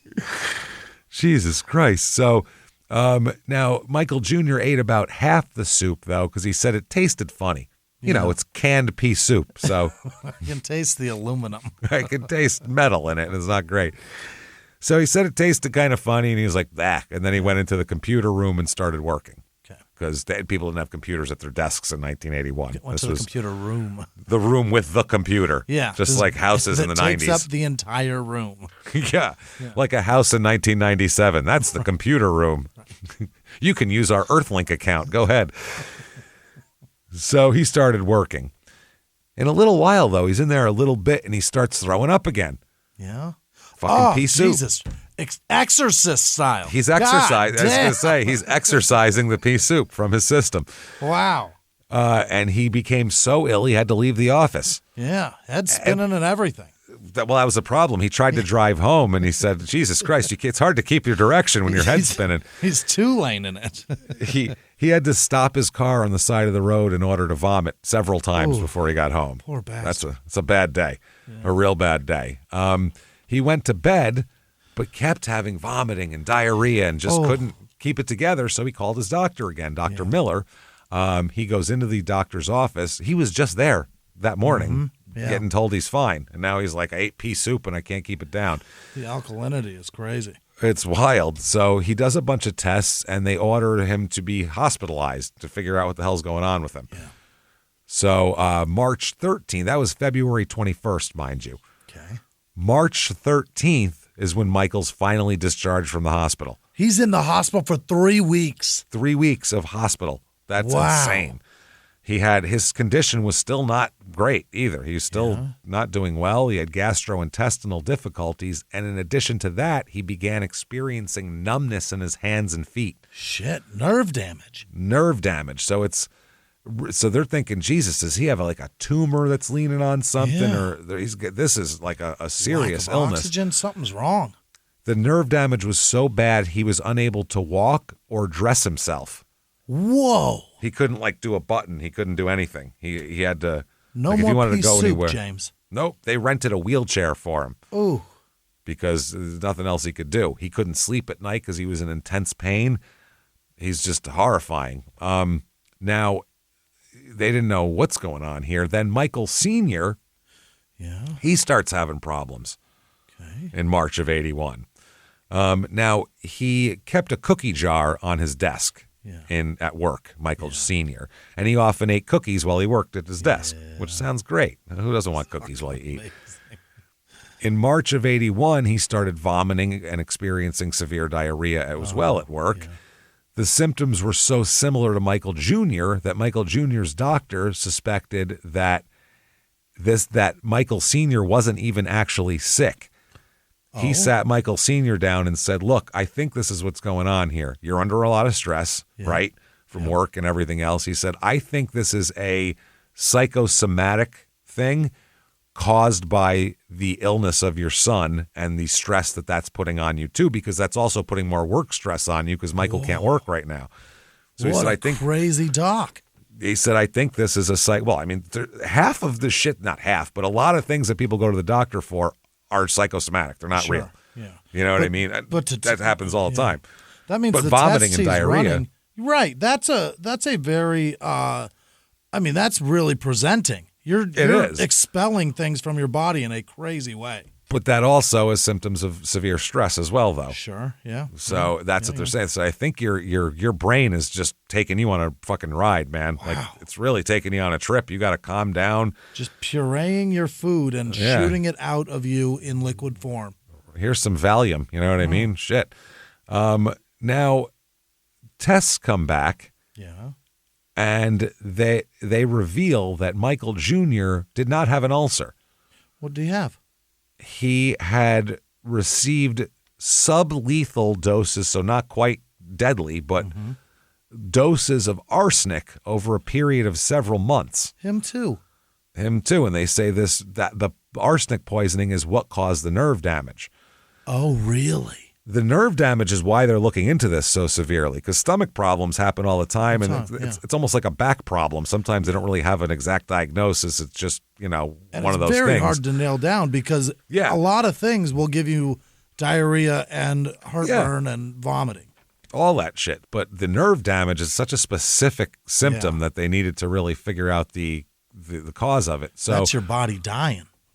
Quickly, yeah. So Michael's condition slowly improves, and he's actually able to return to work as long as he uses leg braces to walk. This poor guy has to gump his way into the building every day. It's like he's got polio. Yeah, pretty much. So April 21st, 1981. It's been an eventful year so far. No shit. Michael Sr. is so ill he has to be taken to the emergency room, and he's hospitalized. Okay. He was released after a few days, but his condition never improved. Really? So, they just released him anyway. He complained of numbness in his hands and feet and was referred to a neurologist for tests which demonstrated some sensory nerve deficit. Okay. So he's having some problems. And he's an older guy, too, so they're like, who knows if he's got like a disc fucked up or something. Degenerative disc, sure. May 9th, 1981, Dad is back in the hospital, Michael Sr., complaining of vomiting, pain, more numbness in his hands and feet than he's had ever. And he said he's just gradually falling apart. Yeah. While he's in the hospital, both Charles and Virginia both visit him, Michael Sr., frequently in the hospital. Yeah. The doctor says, quote, "The one I remember most being there, always hovering every day, was Charles." Charles was there for his dad every day. Now, he just has to kind of sit there. He can't really eat much, Michael Sr. All he has is a glass of skim milk always by his bedside, which is there just to alleviate dehydration and get some other forms of something into him. Skim so it won't make him sick, but it'll get some kind of vitamins in him other than just drinking, water. So that's what he's got by his bed all the time. He, by this point, is delirious and suffering body spasms as well. Whoa. He gets so ill he has to be strapped down. Wow.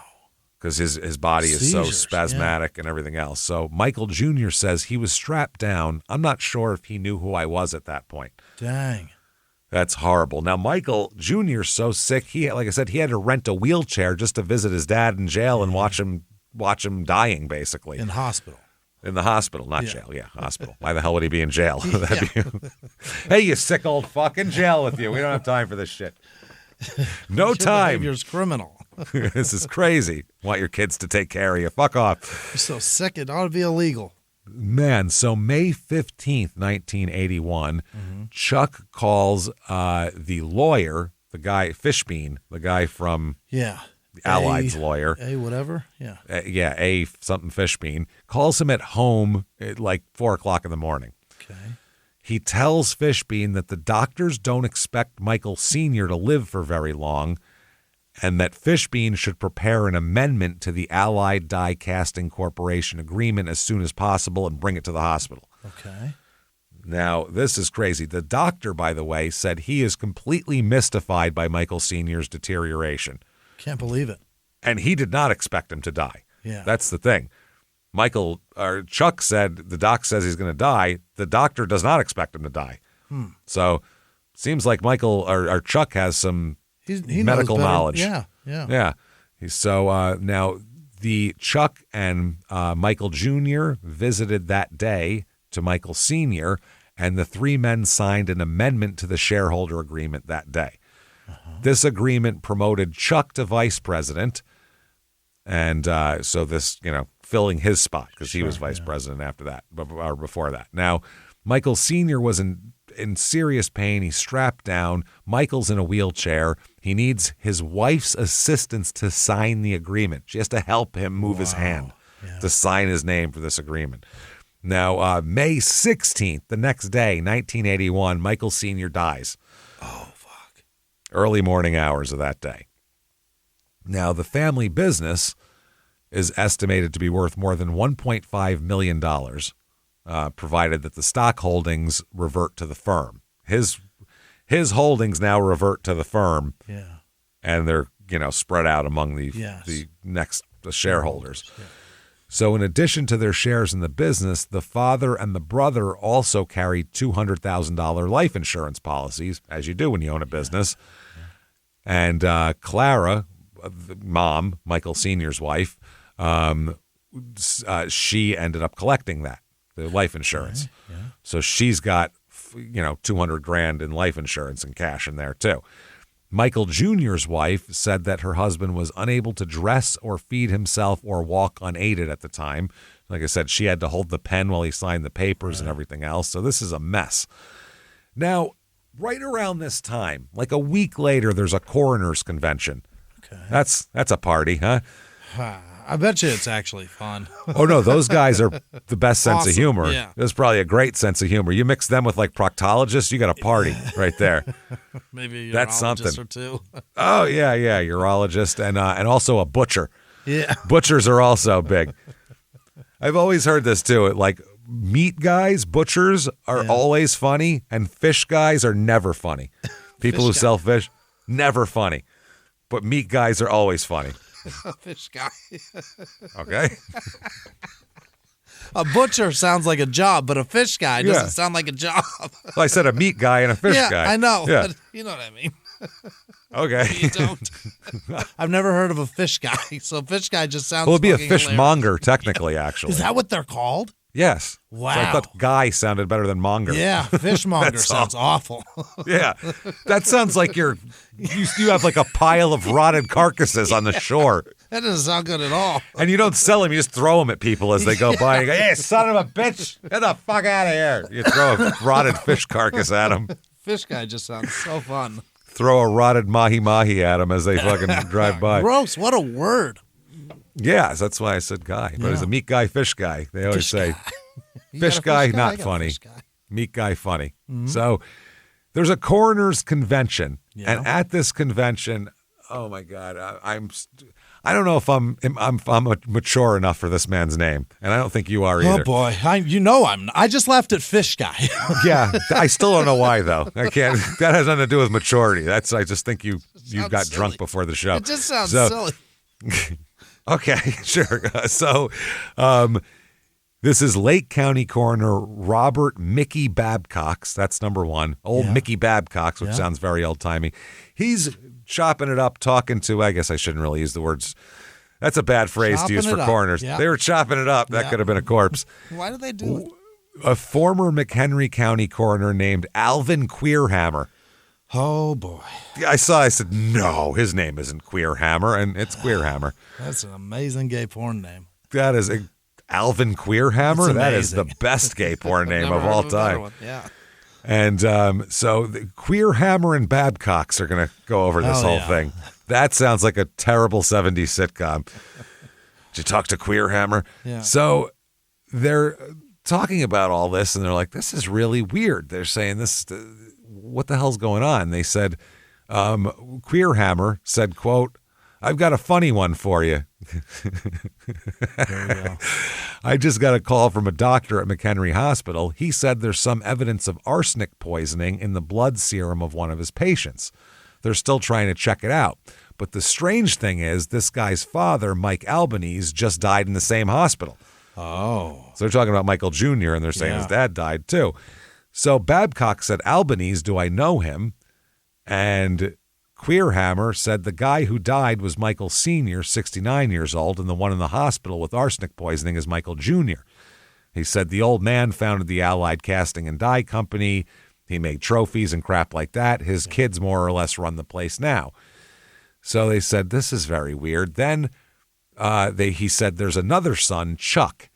Queerhammer said. So Babcock said, that's where I heard the name. We had a Muller woman, Mom, meaning Marion, mom, Mary was Lambert, so this is Mom. Oh, Mom. We had a Muller woman die in my county last year. There was some question about it at the time. She was somehow related to an Albanese family. Or is this the same family? This is not homicide detectives. This is two coroners over a fucking scotch on the rocks. Yeah, right. Yeah. Having a 7 and 7 at a weird party that probably smelled like formaldehyde. Kicking around Creepy. jobs they've just recently had. Real weird. So they said, and there was Mrs. Muller's elderly mother. The two died less than 2 weeks apart, and nobody could figure it out because they seemed so damn healthy. Now you've got a father and son with ties to the same family, one dead and the other full of arsenic. Yeah. So Queerhammer said, the old man hasn't been buried yet. I think I'll have the doc take some fingernail scrapings and hair samples, routine procedure. So they do all of this. And when they get everybody in here, they think Mary Lambert appeared to have succumbed to a single massive dose of poison, while Michael Sr. ingested small amounts over a period of months, they think. Okay. So Babcock tells Queerhammer about this after he's done laughing every time he calls him. Yeah. He said, and after the two coroners presented it to the task force, that's when the cops said, I guess we'll look at it. Now we'll look at it. They literally had to, they went to the cops and they went, get the hell out of here. They had to present all these reports and do a whole thing and test and all this shit to bring it to them and go, see, look at all this. Yeah. Which is crazy. So they said they were notified. They notified the police on May 18th about all this. Now, Queerhammer, his first thought was industrial poisoning. Mm-hmm. They both work in this plant that makes die casting stuff. Who knows what kind of chemicals that go into the metals that they make and pour and cast and all that kind of shit. So he said that's possible. So he decided to look into it. And based on the information he found, he got samples from the deceased and they were sent to a lab for examination. He said it was originally believed the two women both died of cardiac arrests, but they were exhumed and autopsies were performed. And they revealed, how'd you like to do an autopsy on an 80-year-old lady who's been dead for a year? Oh, boy. Well, there's 89-year-old lady. left, right? Not a lot. No, dust probably. Yeah. So that's horrifying. The autopsies revealed all three people had died from ingestion of fatal amounts of arsenic. Mm-hmm.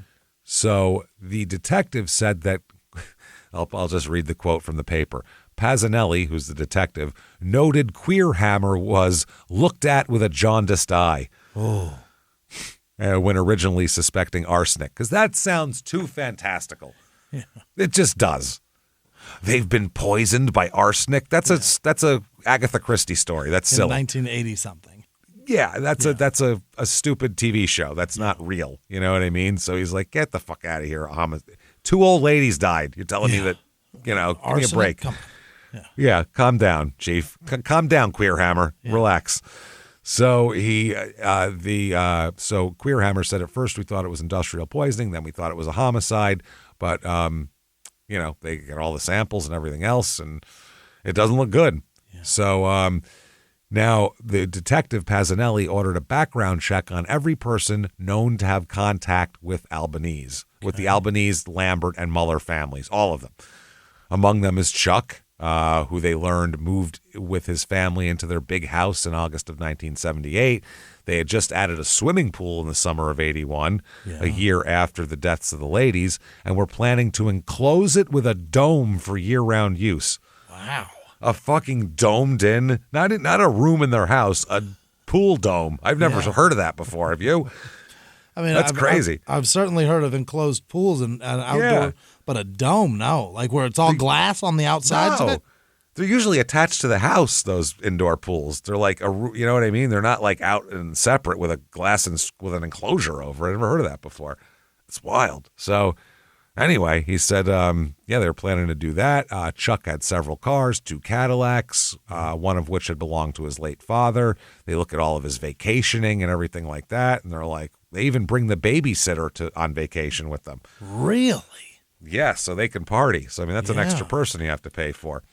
So, they do all the fingernail tests, hair and everything, and they conclude that all 3 people were killed by arsenic poisoning for sure. Now, the doctors here, there was multiple doctors because the women had a different doctor than the men did. So they talk about that, and they got together and said that the symptoms were also consistent with other types of poisoning, and none of the doctors said they were the one who diagnosed arsenic poisoning when talked to the cops. They're like, we never found shit, so I don't know about that. One of them is Dr. Frank Charles Carter, who treated who treated Michael Jr. Mm-hmm. He said he'd been puzzled for months about the reason that Michael was suffering severe nerve problems and having trouble walking. Yeah. He said he didn't find out Michael had been poisoned until after the telephone call from Queerhammer, who told him, your boy's been poisoned. So the first thing they're looking at is an industrial accident. They said it's got to be some kind of industrial shit. They said maybe they came in contact with that sort of thing, and that makes perfect sense. However, they found out through going over everything in the company that arsenic was never used in that building in the manufacturing process. Okay. So there's no arsenic around. Chuck thinks he knows what happened. Chuck's got a theory. He says, and this is an obvious one, it's octopus. Clearly. Oh, we were all eating puss. Duh. Jesus. Yeah. He said that Michael Sr. may have received arson poisoning from an octopus meal consumed shortly after or shortly before entering the hospital. The package of octopus was received, and lab tests revealed that arsenic in the octopus was within normal levels, though. Okay. So it wasn't the octopus. It's crazy that it has arsenic at all in it, but in normal levels. I didn't know that they do that. Isn't that wild? Yeah. Well, yeah, nobody puts it in. It's just there. Yeah, it's not a man-made chemical, right? No. It's naturally occurring. I think you can make it, probably. It definitely is made. Not originally. Yeah, because that's what they use for rat poison, right? That's what rats are poisoned with. And we'll find out about that in a minute, too. So they said, though, traces of arsenic is found in many food items, and also every person you test will have some arsenic in their system. Really? Everybody. It all is in there. They said, though, no concrete connections made between the deaths, though. They can't figure it out. They questioned Virginia and Chuck, and that was that. They got no answers. So Charles takes over the running of the business. His brother's in a wheelchair and can barely sign anything. God damn. The police receive, because Virginia had given permission for the exhumation of Mom and Grandma and everything like that. When they test them again here, they found that 370 times the normal level was in Grandma. That's a lot. So much for 8 times. 370. 370. Wow. They also go in and test the cookie jar on Michael Sr.'s desk. Yeah. There is arsenic in the cookie crumbs in the jar. In the bottom, yeah. Cookie arsenic, yeah. Okay. So now they talked to Chuck about that, and Chuck said, I always ate cookies out of that cookie jar. Oh, shit, that's crazy. Yeah. He said, even after Dad died, I kept eating his cookies. Really? He ate a dead man's cookies, man. Give me your cookies. He said he doesn't know how he escaped the arsenic that killed his father, but... Yeah. And he said also, they said, well, why'd you leave the cookie jar in his office? He said, I don't know. I just go in there every time I was walking around. I'd get a hankering for a cookie. I'd go in and grab one. Yeah. And they said, why didn't you just bring the jar into your office? Your dad's dead. Yeah, he's not there anyway. His answer is the greatest thing ever. He goes, there's no room for a cookie jar in my office. I don't have room. No room for a jar with some cookies in it. Yeah. He's in a broom closet, this guy. I don't even have a desk. I mean, Jesus, I sit on the floor and that's it. I don't know what I'm doing I'm in here. the handicapped stall. I only got enough room for the telephone. And honestly, if my brother comes in, I can't even use that stall. I got to go switch to a regular, So 3 different fingerprints were detected on the cookie jar. Okay. Michael Jr.'s, Chuck's, and a third that could not be identified. And the reason that is because Michael Sr. in his entire life was never fingerprinted for anything. Oh. So they don't have his fingerprints. It was impossible to conclusively establish the third fingerprint. So they exhumed him again. This poor man cannot rest. Dude, think about the poor bastard at the graveyard who's just got a shovel ready all the time. He's like, back to this one? Great. All right. Good, I kept the dirt nice and loose just in case. So his fingers were too decomposed to obtain prints, though. So we still can't get them. They just pulled him up and put him back. No reason. That's it. Oh. No reason. So, I mean, we can assume they're his. It's in his office. He ate the cookies, but they don't know. So Chuck carries on the business. He's in sole control. His finances are still fucked up, though, somehow. Even though he's had all this giant influx of money, it was just a little bit here and there. The big life insurance policies went to mom and everything like that. So he started to sell scrap metal from the company on the side for his own pocket. Yeah. He sold scrap metal and zinc, which were both property of the corporation, to J.W. Reichel and Sons and to the Clearing Smelting Corporation. He sold 88,000 pounds of zinc. Wow. That's a lot. And $9,300 worth of scrap metal in those transactions. He insisted that the checks be made out to him personally or to cash, which that's not shady at all. Just make it out to cash. He would not accept checks made out to Allied Die and Casting. And he was selling them for like 60 cents on the dollar of what it was actually worth. He was selling it way discounted. He received nearly $40,000 for these transactions. Ooh. Now, in November of 81, when the police are investigating all these deaths and everything, Chuck called Ed Cohen at Clearing Smelting and told him, if anybody calls regarding any of our transactions, you don't know nothing about it. You don't know nothing. You don't know shit. Okay. So police were unable to discover the presence of arsenic in hair and fingernail samples of other employees at Allied Die Casting, or the presence of any kind of poison at the Leisure Village complex. So they ruled out all these outside forces of where the poison could have came from. Yeah. So now the nurses and doctors who had attended to Mary and Marion in the hospital were questioned. Not only for their participation, but what did they see? Several nurses remembered that Chuck in Virginia had visited the two women on a regular basis. They were real stalwarts for them. Yeah. Real close. They also recalled they're so sweet, they even always brought cookies and donuts. Cookies and donuts for the family. Cookies and donuts. Isn't that sweet, bringing cookies and donuts? So, wow. All the suppliers of Allied dye were canvassed in an attempt to learn if arsenic in any shape or form had found its way into the company's hands. Did they recently buy arsenic? That's when they learned that Allied sold scrap zinc to a metal plating firm. Wow. That's the Reichel guy. Now, Joe Reichel told police that he had a conversation with Charles concerning arsenic. Yeah. They said, really? We talked about arsenic.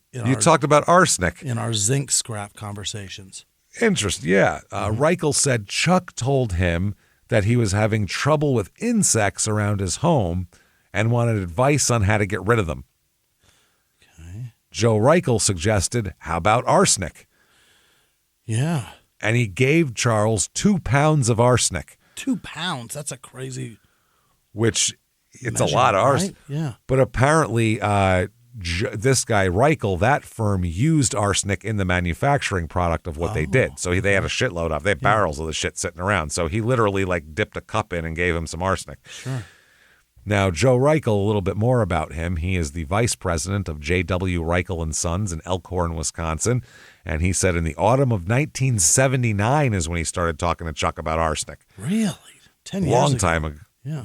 No, 2 years before all that stuff. Yeah. So Reichel said that Charles told him he needed to get rid of some pests around the house, and he said that his company had a small quantity of arsenic, which was used for the plating process.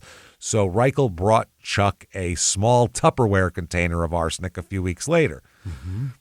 Then Chuck requested more arsenic a couple weeks later. You got more of that shit? Yeah. I've been snorting it. Ants are really eating them up. They love that shit, boy. They're getting huge. It makes them bigger. Reichel brought Charles a small baby food jar full of arsenic. Oh, my God. Baby food. Hey, if we can not use one specific container for arsenic, let's make that like the strained peas. Can we not? Yeah, don't put it in bananas. Baby food. Don't put it in baby bottles. Don't. None of that. Yeah. There was an old formula container I figured I'd put it in. That won't get mixed up with anything. Probably a white powder, right? Yeah, it's a silvery white, like off-white kind of powder. Yeah, don't put that in anything that looks like it could be fed to children. Definitely not in a baby food jar. Yeah. Do you have a poison jar or like an old can of something that's poisonous? Can you put some crossbones behind that Gerber baby's head? Because I can't. Please. Just color him out with crossbones. He's the skull of the skull and crossbones. Yeah. Just put them across the baby's face. So, yeah, he said I needed him for recurrent pest problems. So he said that he put the arsenic out at night near the garbage container because the pests had been getting in there at night, and he would find garbage strewn all over the lawn. Goddamn raccoons and everything else. Poison these raccoons. Which is fucking interesting. So, yeah, he said that I gave him about 2 pounds of it. He asked me if I had anything that he could use to get rid of some pests. I suggested arsenic. He asked me how to use it. Now, Chuck did not, when the cops talked to him, he doesn't really have an explanation of why he would put shitloads of lethal poison out where not only the animals can get, but like household cats from around the neighborhood, kids could reach it just on the ground or on the, they said, well, rather than doing that, why didn't you just, get garbage cans that had lids? Yeah. And he went, oh, I don't know. This seemed easier. Yeah. Just get a lid, I'm dummy. bloodthirsty for raccoon. Oof, I wanted raccoon blood. Yeah. When it was going to be like that Sebastian Maniscalco bit when I came out with What did he do? The antifreeze. His dad fucking poisoning everything with antifreeze because it was eating his garden. That's the old Italians will do that. You dare fuck with their garden, they'll go out there and poison everything. Antifreeze their whole garden?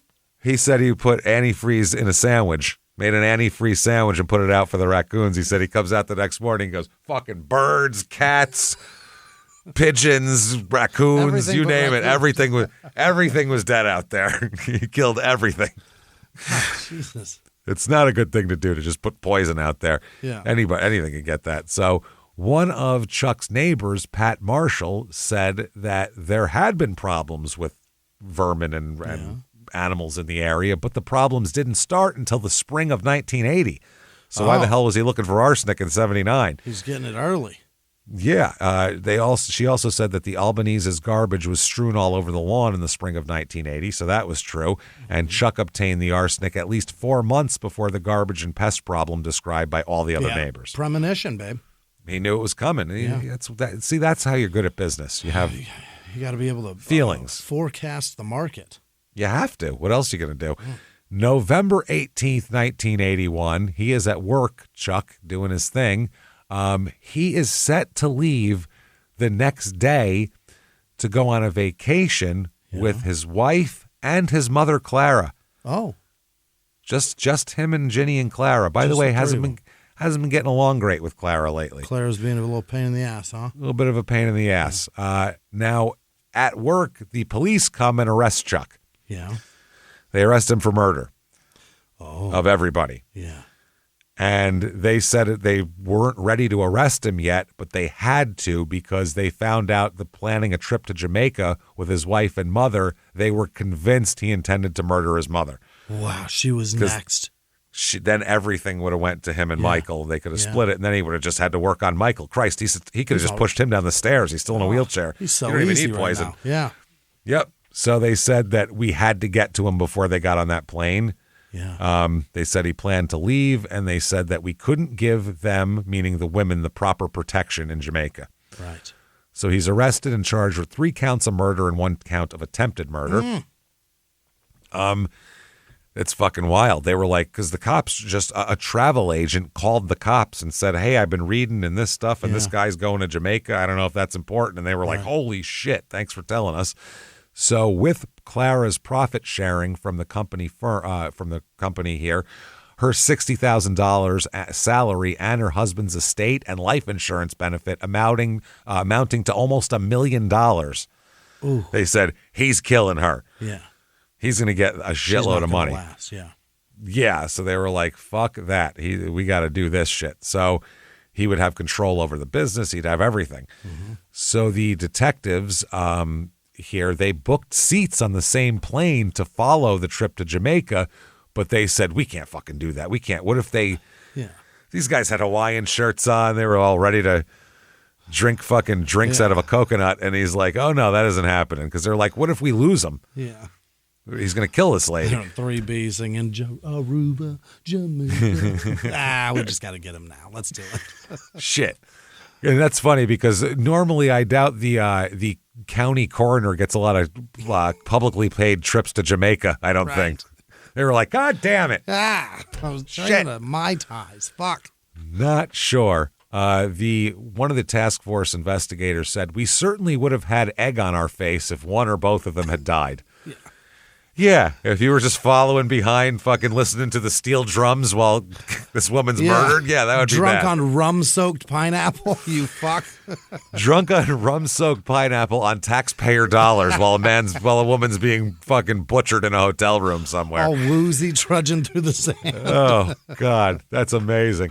Queer Hammer said, quote, we were afraid we might lose one of them. We might lose one of the women down there. Our job is to keep people alive.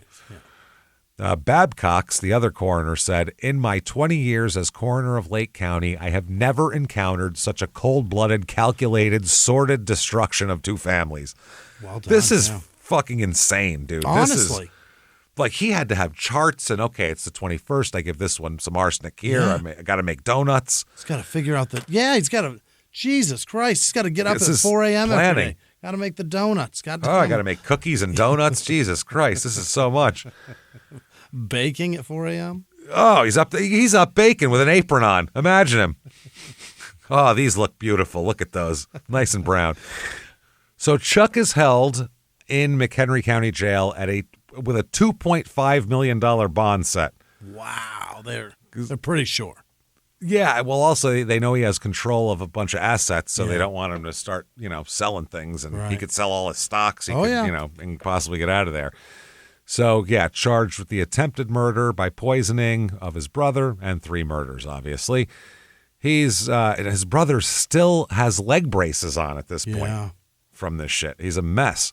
They said Passanelli, who's the lead investigator, he said that when we started, we hit a brick wall, backed up, and hit it again. That's where the professionalism and dedication comes in. Right. That's 2 drunken coroners just noticed a coincidence. There was no dedication by you. You just went, I guess they got sick. Old broads die. You know what I mean? Anyway. We hit a brick wall. The coroner happened to be, thankfully, on the other side of the wall already. He was already. Thankfully, he had a queer hammer and busted through it. Yeah. He got this. So he admits the theft. That he admits. I did steal that shit and sell it and all that, but I didn't kill anybody. That's fucking crazy. What are you, nuts? Yeah. He said that, I don't contest the theft charges from the sale of scrap metal and zinc. He does say that he didn't poison anybody. He accused his brother Michael of poisoning Dad. He said fucking Michael poisoned him and probably got poisoned himself doing it. Oh, that's what happens. That's easy. Poisoned himself. He said that, he poisoned himself, and he said he probably poisoned himself a little bit on purpose, not enough to kill him, but just enough to point the finger at me so he could get rid of me, and then he has control of the company. See? Fucking Michael Jr.'s diabolical. Willing to be in a wheelchair to get control. That's some shit right there. Kaiser Soze, he is. Fucking wow. So Chuck was not able to explain how Michael Jr. could have administered the fatal dose to Michael Sr. on May 15th, 1981, when Michael was so crippled he could barely hold a pen. Great point. I said, well, how do you poison him? And Chuck said, listen, Michael's the architect, by the way. It wasn't me. I did sell all that stuff, but it was all Michael's idea. He just blames Michael Jr. for everything. Oh, boy. We're in cahoots? He said, he was the architect of the sale of zinc and scrap metal. He said that he paid Michael cash because his brother was so crippled he couldn't sign checks. He goes, that's why. They go, well, you got paid in checks. And he goes, yeah, but I paid him in cash because he couldn't endorse his own check. That's why. Couldn't even do it. They said, well, then how did your brother sign his paychecks during the period then? Because he has paychecks that he signed himself. And he said, I have no idea. I can't explain that. Not good. Then he denied being present at work on September 8th, 1980, shortly after he was demoted and the day Michael had his first vomiting attack. All right. He said, Chuck was presented with a series of checks and order forms that he had signed on September 8th because they were like, well, it says you were at work because you signed a whole bunch of shit and ordered a whole bunch of shit. We're talking 20 different documents, all dated September 8th. Yeah. He said, I must have put the wrong date on all those documents. I post-date checks all the time. Well, yeah, I do that all the time. He was, I thought it was the 7th. I don't know. That's what happened. Don't worry about it. Yeah, ask the child support people. Yeah, and they said, well, that's all fine. So you blame Michael because Michael wants to control the business, get rid of Dad, get you out of the way. That makes sense. But who the fuck profited from the two women dying? Yeah. Michael doesn't get shit for that. And Charles said, I did, and my wife did. I got the money for that. So he's in jail. Now, while in jail, awaiting trial, he made a friend. Oh. He made a friend named Marty Nathan. Now, Nathan isn't as close a friend as Charles would like him to be, apparently. Yeah. Because Nathan goes to the cops afterwards and says this, that Charles came to him and asked him, quote, if I knew anybody that could take care of some people for him. Perfect. Yeah. And then he said, like, about some money for like $10,000 on a first payment and like 10 or 20 on the second one. And I took it and, thinking that he meant to have them killed. Right. So they said, how'd you take that? And he goes, I think he wanted to have them killed. Why the hell else? Going to pay me 20 grand to go over and mow their lawn and cook dinner for them? Take care of them. He wants me to go over and wipe their ass. Tuck them in at night, do their laundry. He also said that Charles wanted to have his brother Michael killed. Not only Michael, but Joe Reichel, the guy who testified that he gave him arsenic. Oh, my God. The zinc. Just that guy. So he can't testify against him about the arsenic. That's wild. He said, do all this while I'm in jail, because then I can't, I can't be blamed for it. So Nathan never got any money from Chuck, but he agreed to mail some letters for Charles when he was discharged from prison. And he does. Yeah. So May 1982 is the trial for Michael Sr. and Mary Lambert. Okay. So the two oldest of the group here. Michael Jr. comes to the trial, still has a hard time with his hands. He has leg braces now, but he has such bad numbness that he can't button his shirt still. Yikes. Yeah. Now, Chuck's attorney, this is not a good choice of attorney. His attorney has never tried a capital case, and this is a capital case. He's up for the fucking death penalty. Yeah, of course. So the prosecutor portrays Chuck as an ingratiating salesman who wrangled extensions on mounting debts while never interrupting his lavish lifestyle. He said, quote, he skipped a mortgage payment in June of 1980 and went to Marco Island, Florida. He said he knew where he was going to get the money. Someone was going to die. Wouldn't matter anyway what I spend. That's right. So they bring in the Joe Reichel guy, the guy who gave him the poison. And they said, do you recall when this happened? He said, it was a couple years ago, I believe in late 79. I had a phone call from Chuck. He knew we did plating some time back, and he stated to the fact that he had some pests around the house, animals in his garbage, and doing some damage around his house.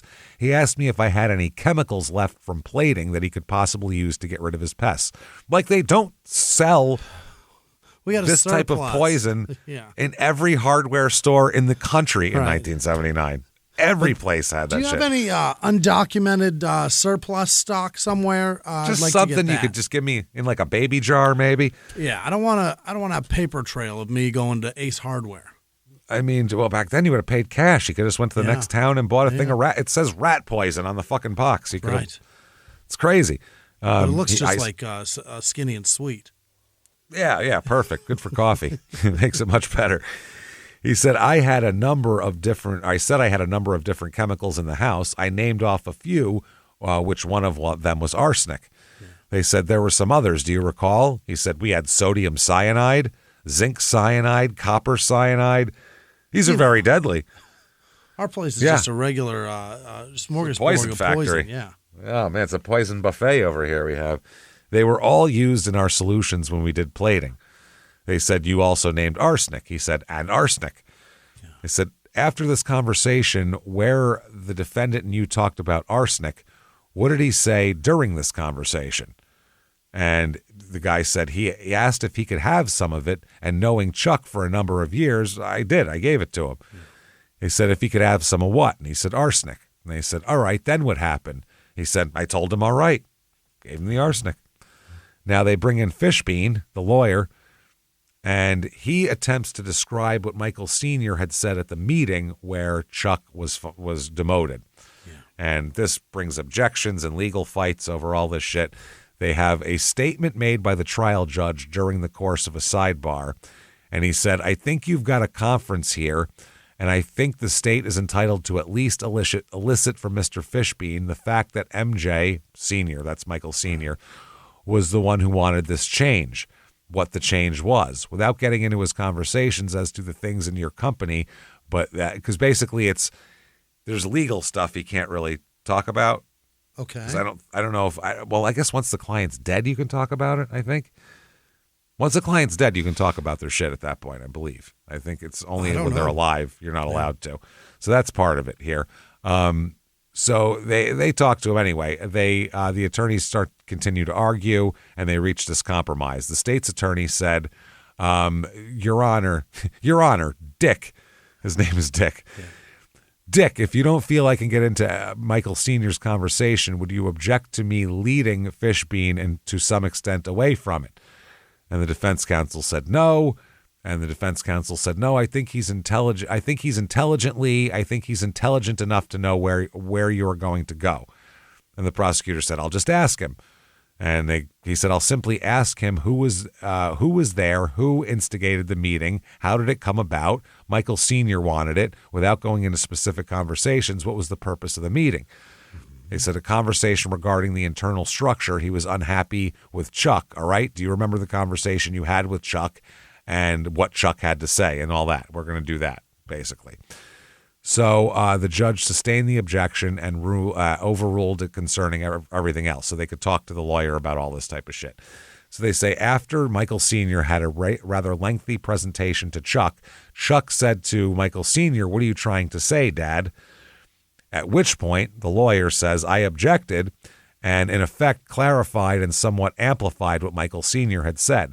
I expected Chuck to then, in effect, I explained to Chuck that, in effect, Chuck, your dad is telling you that he's very unhappy with the arguing between you and he's very unhappy with your criticism of him, and he doesn't want you to work in the plant anymore. He doesn't want you to be under the same roof with him. He doesn't want you to be an employee anymore of the corporation. That doesn't mean you can't be a shareholder or a president or a director because he has no power to do that, but he's taking this action as chairman of the board of directors to terminate your employment and terminate your compensation from the corporation as an executive employee. Mm-hmm. So he was getting fired. Yeah. Michael limps into the courtroom, Michael Jr., and, I mean, he's a mess. He's on his leg braces and crutches and everything like that. So they said that he never made eye contact with his brother, wouldn't do it, kept looking away from him, and described being poisoned with arsenic. They described him as shuffling awkwardly with the steel leg braces hidden beneath his gray suit trousers. Jesus Christ. He said, I still suffer numbness in my feet, hands, and fingertips. I can't pick up a coin, and keys with locks are difficult. Oh. Jesus Christ. He said, though, all of this goes on talking about when he ate lunch and everything like that. He said he became violently ill on 3 occasions after eating lunch in the conference room at Allied Die Casting. On all 3 occasions, he said he had brought his lunch from home but left his office in a spot accessible by his brother as well. So his brother could have got to his sandwiches, whatever. He said first time he got ill was, 4 days after an angry family meeting, and a month later, and less than a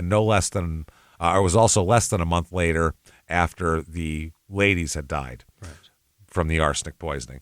So they try to actually kind of, on cross-examination, they try to kind of blame Michael a little bit. Yeah. He got Michael to admit that Charles wasn't at work when he first became ill. Michael said Chuck left work after the September 4th argument and didn't come back until after Michael was hospitalized with headaches and nausea. So he said, well, he couldn't have been there. He couldn't have done this. So he said in March he was hospitalized with severe nausea, and then his father's troubles got worse the next month. And, the doctors all testify it's consistent with poisoning. He said his brother had unsuccessfully also sought large bonuses from the family business, which had been refused by their father. Oh. He said that an inventory taken of the company following the arrest of Charles showed a $57,000 $57,620 inventory shortage. So that's in addition to the other shit he sold. He was selling more shit. Missing. Yeah. So, wow, that's stuff that he wasn't charged with. Right. Another thing here, they bring the doctor in and said that a doctor that was at the hospital when the when the dad was in there, and he said that Chuck was seen hovering at his father's hospital bed during the week in which he died of arsenic poisoning. He said, the one I remember most being there, always hovering, was Charles. Yeah. Now, there's some people, this is very exciting for this town. This is a really interesting, it's a twisted story. Yeah, what the fuck's going on? This guy's looting the company and people are dying. He's killing people to just do whatever he wants, just pillage this company, which it has to end at some point. It's like a pyramid scheme. At some point, you're out of people and out of money. Yeah. At some point, there's no more people, no more rubes to pull into the bottom layer of your pyramid anymore. So I guess there's all sorts of people here. A high school business law class came to court. Yeah. Regular court watchers. A group of Girl Scouts came one day. Got to learn about the judicial system. It's important. Well, you got to learn how not to make cookies, I think, is how it is. Too. Yeah. If there's a poison cookie case, the Girl Scouts are going to be there. Don't make them at a plating factory. No, never. So one woman who goes to a bunch of court proceedings all the time says it's exciting to sit through the testimony and guess what the jury will decide. Okay. She said she's been to 4 or 5 spectacular cases like this in recent years. Wait till you hear about court TV. Holy shit, her head's going to explode. Yeah. Charles testifies. Yeah, you got to. He has to. He admitted that he wrote a letter in prison that attempted to implicate Michael in the poisoning deaths. Yeah, all right, fine. I did that. He said, yes, I did have Marty Nathan mail copies of this letter to his mother, to my mother, to my wife, to the plant supervisor at Allied Die Casting, and to my Uncle Frank as well. Mm-hmm. He said, this is what the letter said. Joe Reichel and Charles's brother Mike. He used me to kill those people and set up Charles. The containers Joe gave Charles had powdered sugar with little arsenic, just enough to get rid of the animals.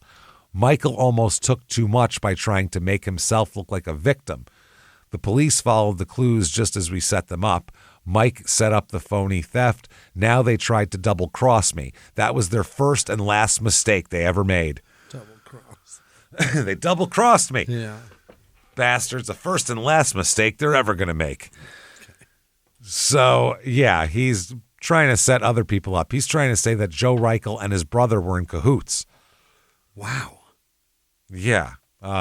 And Joe Reichel didn't say I gave him arsenic in sugar. He just said I gave him a shitload of arsenic and told him how to put it out. Yeah. Put it in sugar to attract the animals. So they also bring in a handwriting expert, gives expert testimony concerning the letter. He said it was 100% written by Charles, and that he had tried to disguise his handwriting so it would appear that someone else had written it. Wow. That's fucking funny. He didn't explain why he attempted to falsify the letter, but he did admit that he wrote it. Okay. Closing arguments here. The prosecutor's description goes like this. He said, Reichel said, I got some chemicals back here. I have some sodium cyanide, potassium cyanide. Think I got some arsenic. And the defendant said, I'll take that. I'll take that arsenic. I'll take all of it. Now, all of the cyanides, by the way, also great poisons. Yeah. The problem is they are quick. You take cyanide, you're fucking dead. Yeah. Now, like immediately. So that is not how you would want to plant an illness like that. That's a massive death immediately. Unless you can distance yourself from it entirely, and that's what the Iceman used to do, is hit people with cyanide. Yeah, exactly. They die. It's a heart attack. Yeah. In his case, that needle. Well, a heart attack. Yeah. He said, if I tell you, the prosecutor says, if I tell you not what the evidence was, certainly disregard it. But if you certainly can recall the evidence, if I should misquote the evidence, I assure you it's not intentional. You recall, think back, the cyanide was passed up. Cyanide acts much more quickly, a couple of minutes and you're down. It also leaves the smell of bitter alum. Remember that? Yeah. Because a doctor had said that. So you would notice it, basically. Yeah. So this is a jury of 7 men and 5 women, and they deliberate for 7 hours. Wow, that's a while. That's a long time, very long time. And they find Chuck guilty in 7 hours. Yeah, guilty. But you never know with this type of thing. This is not clear But they got it right, I feel like. He did not crack. He didn't do anything. He sat there dead-faced while they read it. And a county prosecutor said he still thinks he's slicker than anybody. Slicker than snot, this one. Slicker than cum. Slicker than... What's the old saying? If there's a disgusting old-timey saying that I heard one time that I almost threw up. Slicker than cum on a gold tooth. That's what it is. Jesus, it's the grossest thing I've ever heard in my life. I was like, that's gross. I heard that when I was like 12. And so that's the grossest thing I've ever heard. Is slick, It's slick. Yeah. Especially with... That is slick. Ugh. Jesus Christ, that's disgusting. So during sentencing, the prosecutor said he denies his guilt. You've seen no repentance. I think repentance is the first step toward rehabilitation, an acknowledgement of guilt. I'm sorry, he denies that. Can this person be rehabilitated? I submit to you, no. No. He also says, quote, sentence this evil man to death. Yeah, his original crime was to pay child support. That's it. That's fucking crazy. This is because he wants to buy in-ground covered dome pools and Cadillacs and fucking stupid vacations for his nannies. Like, what are you doing? He said he showed no mercy to his victims and was a cold-blooded, calculated, evil murderer. Mm-hmm. He showed no penitence. He also said that, because this was true at the time, 62% of American public favors the death penalty. Mm-hmm. He said that at one time, which the defense objected to and said, he can't fucking, what difference does that make? Who cares? It's what these 12 people think, not other people. So before they also brought up, the defense brings up Chuck's pastor, describing him as a good family man and a regular churchgoer. My God. They also countered, so they called him an evil man who deserves to die for greed. The defense also has says that they call a witness to prove the death penalty was an immoral form of punishment as well. They bring in a criminal justice professor from McHenry County College. They bring in a junior college fucking professor. What are we doing here? Yeah. Professor to do this. The defense lawyer asked the jury to consider Chuck's family, his wife, and several children. Okay. The fact that he has no prior criminal record, which he does actually, he's fucking home invaded somebody. That's horrifying. Yeah. And that the electric chair is not a painless death, because that's true method. Yeah. He said, I only hope that you do the right thing. And then he quoted a Bible commandment saying, quote, thou shalt not kill. All right. Well, He said the death penalty is revenge, not retribution. And by the way, no one had been executed in the state of Illinois since 1962 at this point. Because the death penalty had just been restored in Illinois in 1977. So, wow. He said that they talked a lot about that 62% fucking figure. They went back and forth. So also the jurors on this one are going to deliberate for 2 hours and 17 minutes. Okay. And they get to decide. Interesting thing is, while this is going on, a few minutes before the jury comes back here, this is crazy. A delivery boy walks out of an elevator onto the 4th floor of the courthouse and hands the chief prosecutor a box of long-stem red roses that somebody had sent him. Yeah. The card attached said, for a job well done and appreciated. It was from the chairman of the McHenry County Board of Supervisors, Ron Morris. Mm-hmm. So the prosecutor smiled and was all happy. This is his boss, basically, that sent him this. He reached into the box and handed a rose to his top assistant. Yeah. Then he passed out the roses to his secretary, a court reporter, a student court reporter, 2 bailiffs. Yeah. This is some big fat guy sitting there holding a rose now for the rest of the fucking thing. His chief investigator. All of this while Albanese's defense attorney stood nearby, really pissed off. You bet.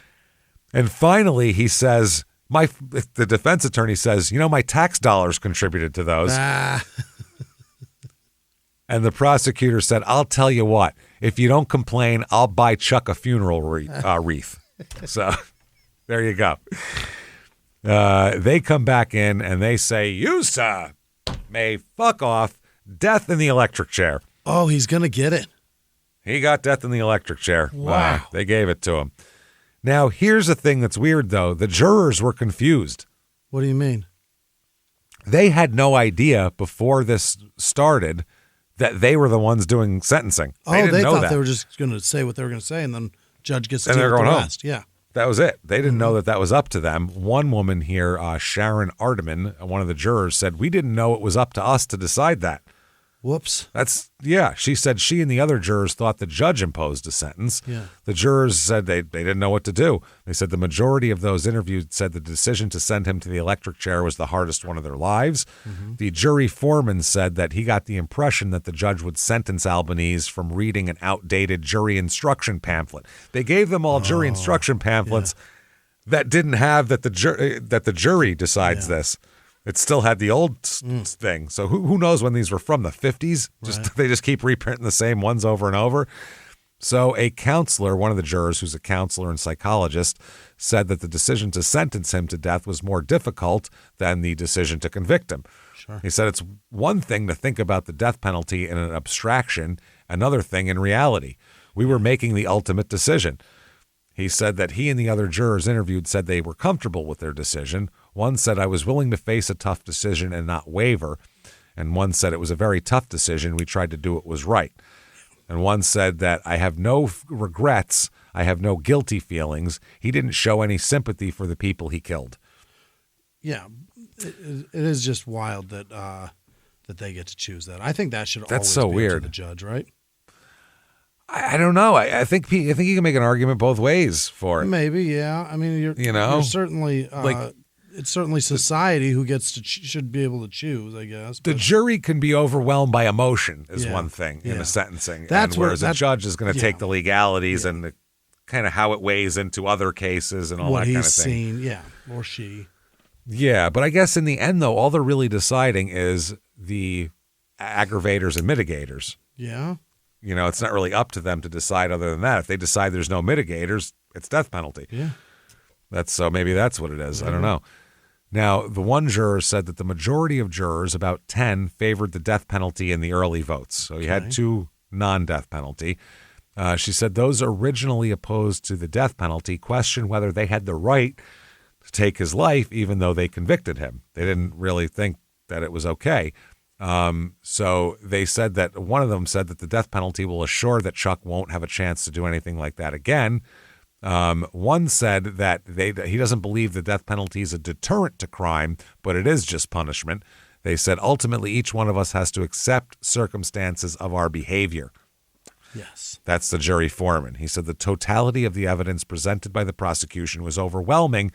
And also he said that Chuck's testimony was, quote, almost too relaxed, almost too good. He's too full of shit. He's a con man. He asked for it. Yep. He's a fucking con man. He said, we concluded Michael Albanese's brother didn't do it, even though he was being blamed for it. Mm-hmm. And that's how that goes. Now, Chuck's lawyer's super pissed. About what? He said, I'm going to argue that it's unconstitutional for the judge to automatically impose the death sentence on Wednesday. He said, especially in view that the fact of the pamphlet that the jurors were given to prepare for the case led them to believe that the judge always had the sole discretion to decide the death penalty. I guess under Illinois law, all death penalty sentences are automatically appealed to the state Supreme Court, obviously. Mm-hmm. But this guy, the lawyer, blasting the judge, saying this is horse shit, and they said the proof that the state presented of his guilt was greatly bolstered by inadmissible evidence and improper arguments, and that's the judge's fault. Okay. In addition, the jurors were given an outdated jury handbook and were not aware they were responsible for setting the sentence until the end of the sentencing hearing, when they were like, now you guys go in and decide. They were like, for real? Maybe that's for the best, because if they sit there wondering what they're, just weigh the facts for now. We'll discuss the rest of the shit later. No shit. The prosecutor said it was not greed alone that made him do it. For Charles Albanese, it was simply a matter of desperate necessity. He needed the money. Now, they said that he testified that, and everything, which is interesting, because when someone testifies, You're looking right at him and going, I don't believe you. Yeah. Death penalty. It's interesting. And you would think, too, that I think when someone testifies in a death penalty case, you're kind of trying to let the jury get to know you a little bit so they don't want to kill you. Yeah. If you're just some dude sitting in a suit across the room with people saying terrible shit about him for a week, then who cares? But this gives you the opportunity to garner some sympathy right now. Yeah, you can talk, you can look at them. I'm a human. See, look at me. You shouldn't kill a person. I think that's the way that's the strategy here. Now, during the interim, he's sent to death row, by the way. Yeah. Now, during the interim, though, in between the two trials, because he's going to stand trial for the other murder, too, and the attempted murder of Michael Jr., Virginia divorces him. Okay. But it's only for, like, financial reasons, so she can access certain things. Yeah. So, he vows, by the way, that this is bullshit. He's going to fight it. Yeah. He's pissed in the newspaper. Super pissed. Okay. Super pissed. The newspaper says the fast-talking former auto huckster is still selling, this time himself, even though no one is buying. Yeah. In a jailhouse interview where he has been held since the beginning of his recent 3-week murder trial, he conceded that circumstantial evidence against him was overwhelming. But he said that doesn't mean he's guilty. Instead, quote, it was the perfect setup. That's what that means. Yeah. He said, I go over this in my head night after night. It's so obvious to me that somebody planned this all out. It's the biggest joke in the world. Somebody planned this out. You, man. And it's weird because for the first few, steps of this plan, I was just getting lots of money and paying off my debts. So I thought everything was great. It was working out wonderfully. And now I'm here. So the plan really came to fruition. Long game someone was playing. And my wife gets it all. Oh, my God. He said, I'm not depressed about it. I won't die in the electric chair. I'm very sure the convictions will be reversed and the truth will come out. He's very sure. Yep. He described himself, by the way, rather than as a con man, as a prosperous businessman. Oh. He said, I didn't need to rob any money. He said that he's a prosperous guy who, quote, could get a bank loan for $5,000 or $10,000 just on his signature. Because anybody would give me money. I got a house. I got all this collateral. Yeah. He said, also, I'm a devoted husband and father. He said, from the day I married Ginny, my family's been my whole life.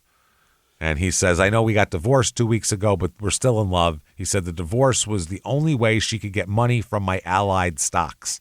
Okay. Because he wasn't allowed to. It was the only way to support her and our 2 little girls while I'm fighting this. Hilarious that he says he's devoted to his family while his family is all the ones that have been dying. He's killing off his family, and 3 of his daughters have lived in Wisconsin for 30 years. He hasn't seen them in years. It's wild. He said that, he doesn't dispute testimony, which showed that shortly before the deaths of the 2 women, he persuaded Mary Lambert to leave her property to his wife by bypassing the 2 other children here. By the way, when her mom died, when Virginia's mom died, she got more than $72,000 from her mom. Oh, boy.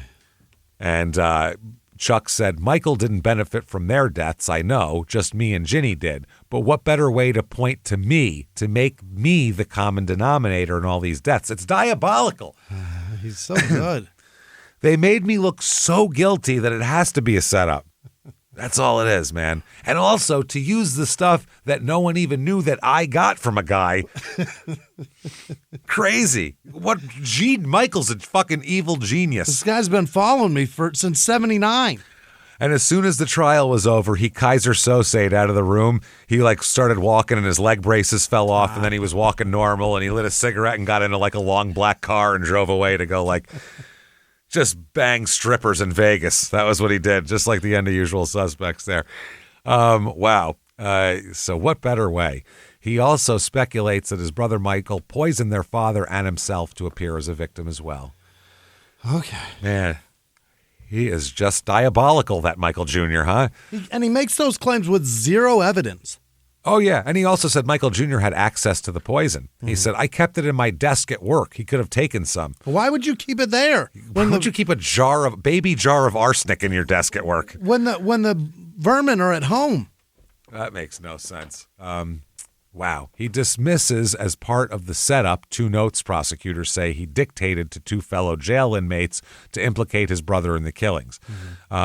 They said that they testified that he offered them up to $20,000 to kill Michael or Michael and his wife. One of the notes read, Gail, Michael's wife, and I, meaning it's a letter from Michael, basically, can no longer live with what we've done. We, with the help of another, have killed the old ladies and Dad. I took arsenic myself to make Chuck look guilty, but I overdid it. Yeah. It's a letter from poor Michael Jr., obviously. He also said that the jurors didn't look at the final financial evidence or all the holes in the case. They made up their minds before they even went in to deliberate. And then they sat there for 7 hours. They deliberated for 7 hours. I think they talked about it. He can't explain away the notes or refute his documented financial problems as well. Okay.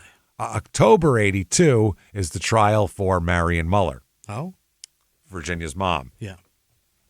So they said, quote, who do the facts show had arsenic? The defendant. Only one other person does any fact show had arsenic, and that was Joe Reichel, the one who gave it to the defendant. Yes. Joe Reichel never met Mary Lambert or Marion Muller, the only one with arsenic that never met them and certainly didn't get anything when they died. Like the defendant got $70,000. Could it be contended that Joe Reichel snuck into Mary Lambert's house and spread a little arsenic in something and then snuck out for no reason? No, and he's the only other one that had any arsenic. Yeah. Those 2 women that died, and the one in this matter, Marion Muller, lived in a retirement village. They were old for the most part, but they still had a life to live, and they had friends, and they had loved ones, and they had shopping excursions, and it's not up to anyone to say someone is to die or when that person is to die, except for me and you guys. I get to choose that, yeah. And you guys there. It's not up to Charles Albanese to say there's no more life left in these people because he has financial problems, because he can't handle his problems. Mm-hmm. And then otherwise, the trial is pretty much a replay of the first one. Yeah, Joe Reichel, I gave him the arsenic, the whole deal. Verdict comes in here, unsurprisingly, guilty as balls on that one. And the jury this time, knowing that they are tasked with sentencing, they say, you, sir, may fuck off. Death in the electric chair. Again. Times 2, baby. Uh-oh. 1 for each of your balls. Mm-hmm. Take that. So February of 84, here comes his appeal that he said, don't you worry about me. I got this covered. So he said, number one, he's represented by a trial attorney who never tried a capital case before, so he shouldn't have been qualified. The judge should have told him he couldn't do it. And they said also that he failed to properly investigate or present exculpatory evidence at trial, namely that the state laboratory which carried out the tests which helped convict him were unreliable, which we hear all the time. And a lot of times it's true. We've had whole labs where pretty much everything in there was compromised before. So also the alleged hearsay statements of the lawyer as well. They argue that the court should order a new trial because damaging hearsay testimony was introduced by the lawyer and, can't do that. Now, to qualify as hearsay, the evidence must be offered for truth of the matter asserted rather than for some other purpose. Mm-hmm. So they said in this case, whether Michael Sr. intended to fire Charles or not is of peripheral importance. The important factor is the state of mind of the defendant, which really is a stretch. That's not really true. Oh. I'm sorry. They're letting that in. You can say that, but they're letting that in because they want to say they were firing Chuck. Chuck was mad. He wanted control of shit, so he did this. Yeah. So you're getting that in without actually having the balls to say that's what you're doing. They're saying that's peripheral importance, but legally it has to go towards state of mind. That's how you get hearsay in. Yeah. So that's what they have to say legally is what it is, which is not really, that's kind of disingenuous, but whatever. So they said that the Fishbean's testimony was not offered for truth of the matter asserted, but for non-hearsay purpose, which, come on. If it has also a big truth to it that makes you look terrible, I think that has to outweigh that, probably. Sure. They also say that his testimony concerning his own out-of-court statement constituted reversible error as well. Fishbean's out-of-court statements closely paralleled the statements made by Michael Jr. that we've held to be admissible. So for state of mind as well. Also, cautionary instructions involving the testimony of Marty Nathan, who is the prisoner with the letters, who was offered hitman duties here. The defense counsel objected to the testimony of Marty Nathan concerning Charles Albanese's desire to take care of Michael Albanese and Joe Reichel. The objection was overruled, and this evidentiary ruling has not been contested on appeal. However, the defendant now argues that the trial judge should have approved a jury instruction stating that the testimony of Marty Nathan should be considered with caution, and that failure to do so justifies a new trial. Okay. They say that Marty Nathan was not an accomplice to any of the crimes for which he was being tried, and his relatives were dead long before Nathan encountered him in prison, so don't blame him for it, basically. Expert testimony as well. He talks about how the trial court erred in allowing Rudolph Schaefer, an accountant, to be called as an expert witness for the state to give an opinion concerning the financial condition of Chuck prior to the deaths of his family members. He reviewed mortgage papers, bank deposit slips, and canceled checks from 79 to 81 and presented his findings to the jury with the aid of charts and testified that Charles had been in critical financial condition. That's awesome. Mm-hmm. That's like a medical term. Critical financial. I mean, shit's beeping quick. Yeah. Beep, beep, beep. We got to watch him. Get the paddles out. So the defense contends that the opinion testimony impermissibly invaded the province of the jury because the jury could have evaluated Albanese's financial condition without the assistance of an expert. I disagree. Yeah. I don't think lay people sitting in a jury, I don't know shit about stuff like that. If you showed me some businessman's financial portfolio with stocks, and I don't have a fucking idea what that means. I would definitely need somebody to explain this to me and tell me what it means. Yeah. Also, the prosecutor's statements, they said, given the consequences of a death penalty case, it is crucial that a prosecutor avoid inflammatory comments or mischaracterization of evidence during closing argument.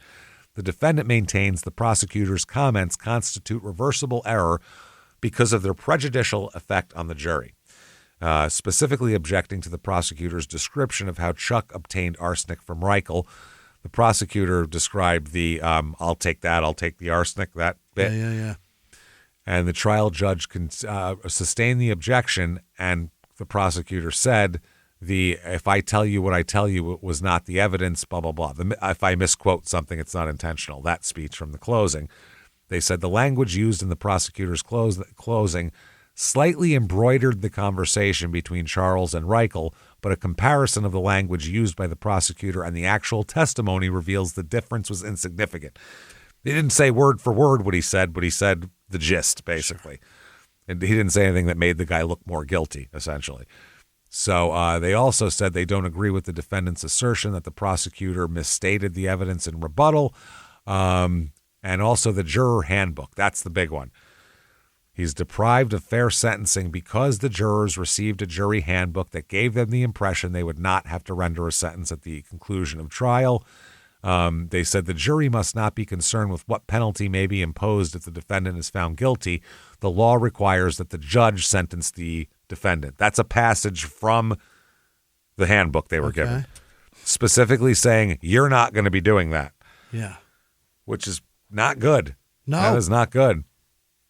The handbook was still in the possession of the jurors after the guilty verdict was returned and before the sentencing phase.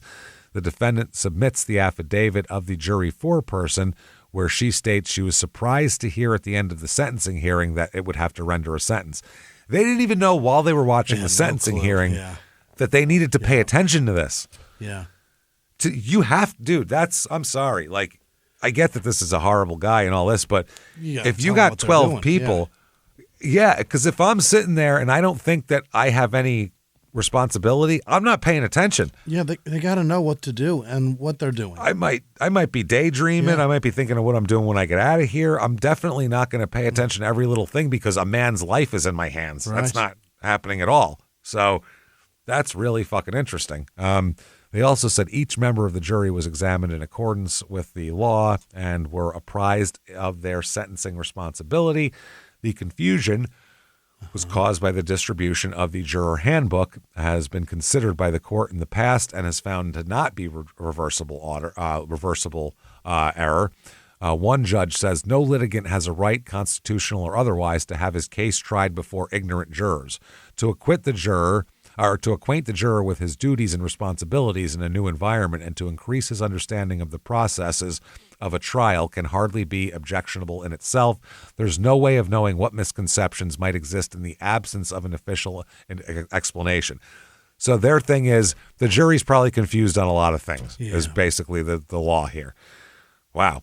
Other issues, they say it was error to instruct the jury to consider his potential for rehabilitation when the only sentencing alternatives were death or life in prison. So his ability to rehabilitate himself is really irrelevant. Doesn't matter. Because he's getting neither opportunity. Neither. Neither. So they said also the potential for rehabilitation is constitutionally mandated factor to be considered by the sentencing authority, though. That's what the court says. Such an instruction is designed to give the benefit of the doubt to the defendant, if any possible doubt as to the incorrigible nature of his character, and it was proper for the jury to be given such an instruction. They also say that the death penalty statute in Illinois is unconstitutional because it does not require the sentencing authority to make written findings of aggravating and mitigating circumstances. The statute permits consideration of non-statutory aggravating factors, and the sentencing discretion represents an unconstitutional delegation of legislative and judicial authority. Right. Wow.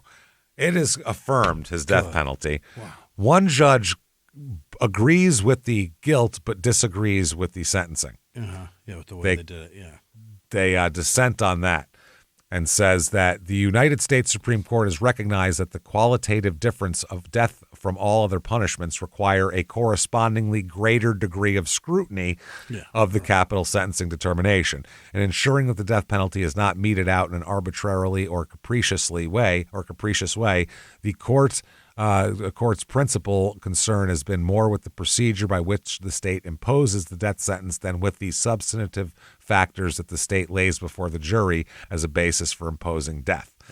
Any practice that diverts the jury's attention from its principal role in the death sentencing processes undermines the entire system of procedural and substantive protections established by the Constitution. Listen, if I'm on the jury and I think we don't have to do shit, I think we're just watching this shit and then the judge is going to tell me what happens. Yeah. And I zone out for 45 minutes or something and I don't pay attention to everything. And then they say, oh, now you have to decide. Are you going to be, as a juror, are you going to go in there and say, hey, listen, guys, I can't do this because I didn't fucking pay attention? Or are you just going to go, okay, these people seem to have a good ideas and I'll just go along with those people? Your average person is not going to want to embarrass themselves in front of the entire court by admitting they didn't pay attention, right? You can't. You can't say it. Right? You're going to look like an asshole, and then it's going to open up all kinds of gates for appeals later. Yeah. Especially if you get in there and all the other jurors paid attention and you're like, oh, shit, what am I supposed to? You just go, what that guy said. Yeah. There's no back of the book here to read to get the gist of this. No, exactly. So, wow, that is interesting. They do say that the court has approved the concept of the juror's handbook, even though the handbook may contain minimal inaccuracies which do not prejudice the defendant. Prior to this case, however, the court has never held it permissible for the state to convey substantively inaccurate information to the jury by such devices. Sure. Yeah, if there's something that's slightly different, but you're not going to have to decide the person's fate and you are going to have to decide their fate are way fucking different. That's totally different. So this is denied, this appeal.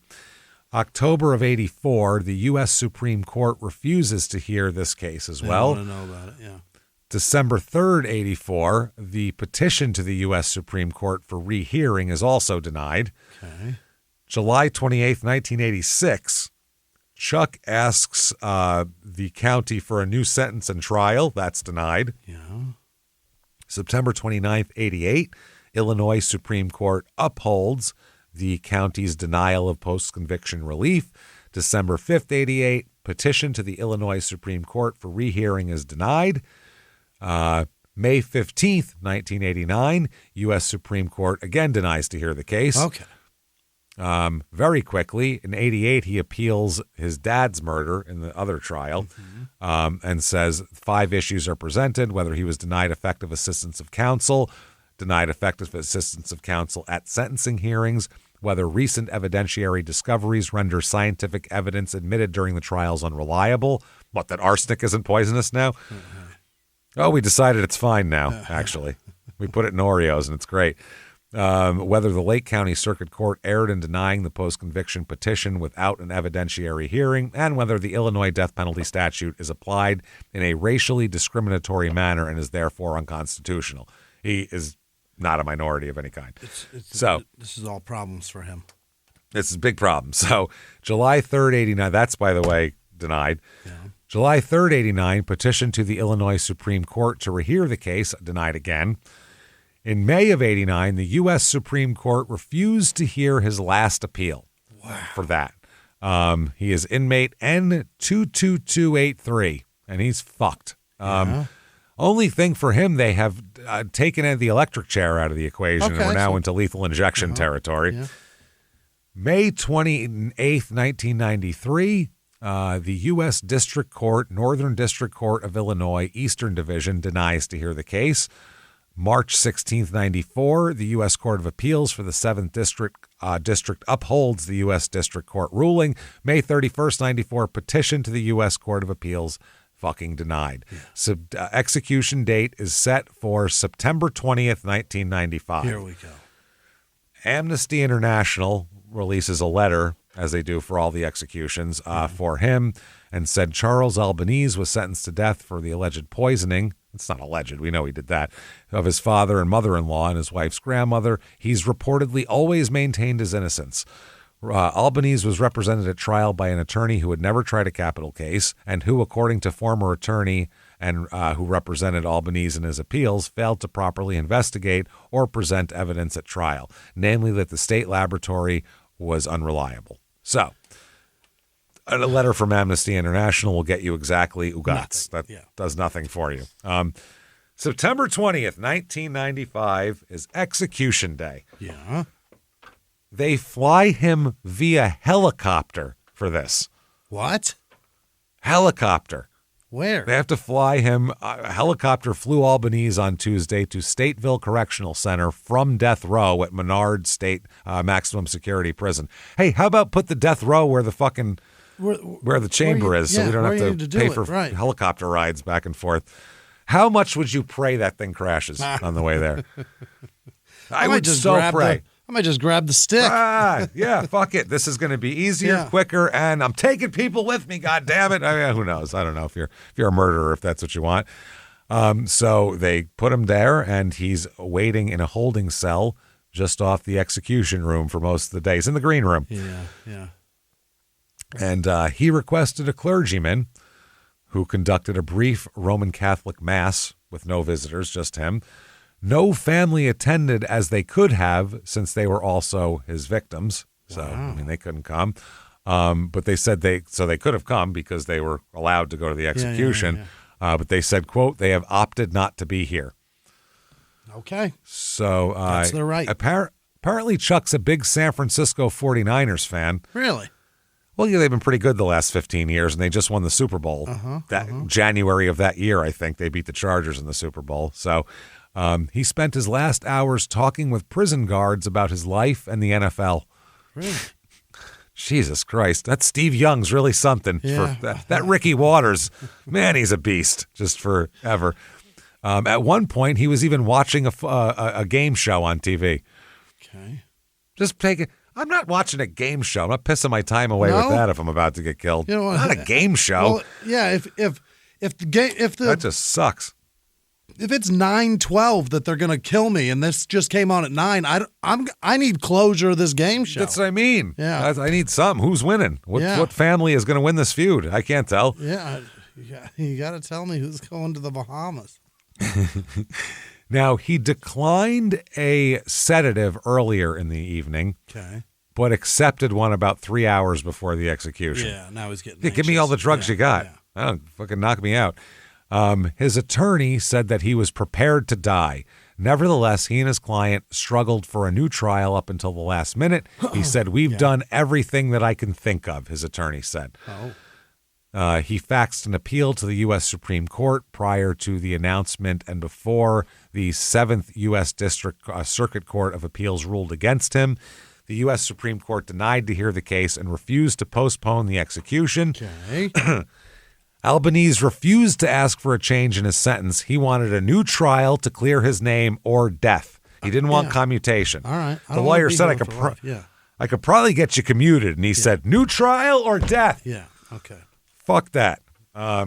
So this attorney said he would offer to be with Albanese for this. He said, but I'm guessing that based on his attitude and the way he's always been, he would just as soon have me in my office or in the Illinois Supreme Court office in case something breaks. He's ready to go. Yeah. He's ready to go. Now, last meal. Oh, what do you get? Here it is. It's actually a decent one for once. Cheeseburger. Prime rib. Okay. Baked potato. Yeah. Coca-Cola. Garlic bread, not garbage bread. Pistachio ice cream. Uh-huh. Very good. Now, by That's the way, it? we Just know meat and potatoes. that's it. Meat, potatoes, and ice cream, and coffee and Coke and garlic bread. So that's a Not good, bad, decent meal. No veggies, though. We find out where it was all from, too. This is all broken down by the Chicago Tribune. The steak, potato, and drink was from the Outback. Oh, you got Outback Steakhouse. Outback Steakhouse. The garlic bread was from Giordano's, Uh-huh. and the coffee was from McDonald's. Yeah. And he got Giordano's garlic wow. bread. Not bad. And the coffee from McDonald's and the ice cream from Baskin-Robbins. Wow, he got name brand shit. Got name brand shit. This is what it costs the state of Illinois, by the way, which is not that much. It's just not. $22.19 for the steak. $2.99 for the drink, $7.25 for the garlic bread, $2.99 for ice cream, $1 for coffee, $36.42. What but the we won't, fuck? We won't do that with people anymore. We go, you get your bag Southwest $50 lunch. with tip. And listen, even if you want to kill the guy yourself and you don't care and you love the death penalty, it's just a human thing to go, you're a piece of shit. Yeah, I'm not. Yeah. We're not. We're civilized, and we are going to give you a nice meal before you go, and at least act like we have some connection to reality. Your of death life is going and to death. involve a doctor to give you an IV. Here, have some. Have some Outback. Have some Outback. So last words were, "Thank you" to the warden. Appreciate the prime rib. But he also sent a letter here. He sent a letter to be read. He prepared a statement before he was executed, and that was read also. And it said, truth, justice, and the judicial system is an oxymoron. Okay. Exclamation point. Not only have you killed an innocent man, you've destroyed my family. He's got some balls saying that. Honest to half of them. Christ. All I have worked for in life and allowed someone to get away with murder. Right. You know, not me. So the prison officials announced him dead at 12:24 a.m. It took 23 minutes for him to be moved into the execution chamber, fitted for the injection, and put it in. He said that this is the corrections director, Odie Washington, said he was very relaxed and very talkative. He talked about his old neighborhood, his upbringing. He was alert and calm, but he was showing some anxiety on occasions, and he did request on several occasions a sedative, and it was given to him. He was the sixth person to die by lethal injection since Illinois reinstated the death penalty. The others executed were Charles Walker, John Wayne Gacy in 94, James Free, Hernando Williams, and Gervais Davis. So that's it. They said a lot of the people around, because the population went way up in the 80s and early 90s. So they said a lot of these people don't even know about this shit. Like clue. Local people didn't even know anything about it, didn't know a goddamn thing. The old police chief said nobody was really overwhelmed by his presence until the news broke, saying he seemed like a model citizen. He seemed fine.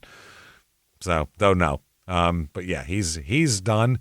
One person said, I remember the publicity. It just surprised me that anyone would do that to their parents. He killed his parents. He should pay the price. So there you go. 2002, Mom Clara dies. Oh, no.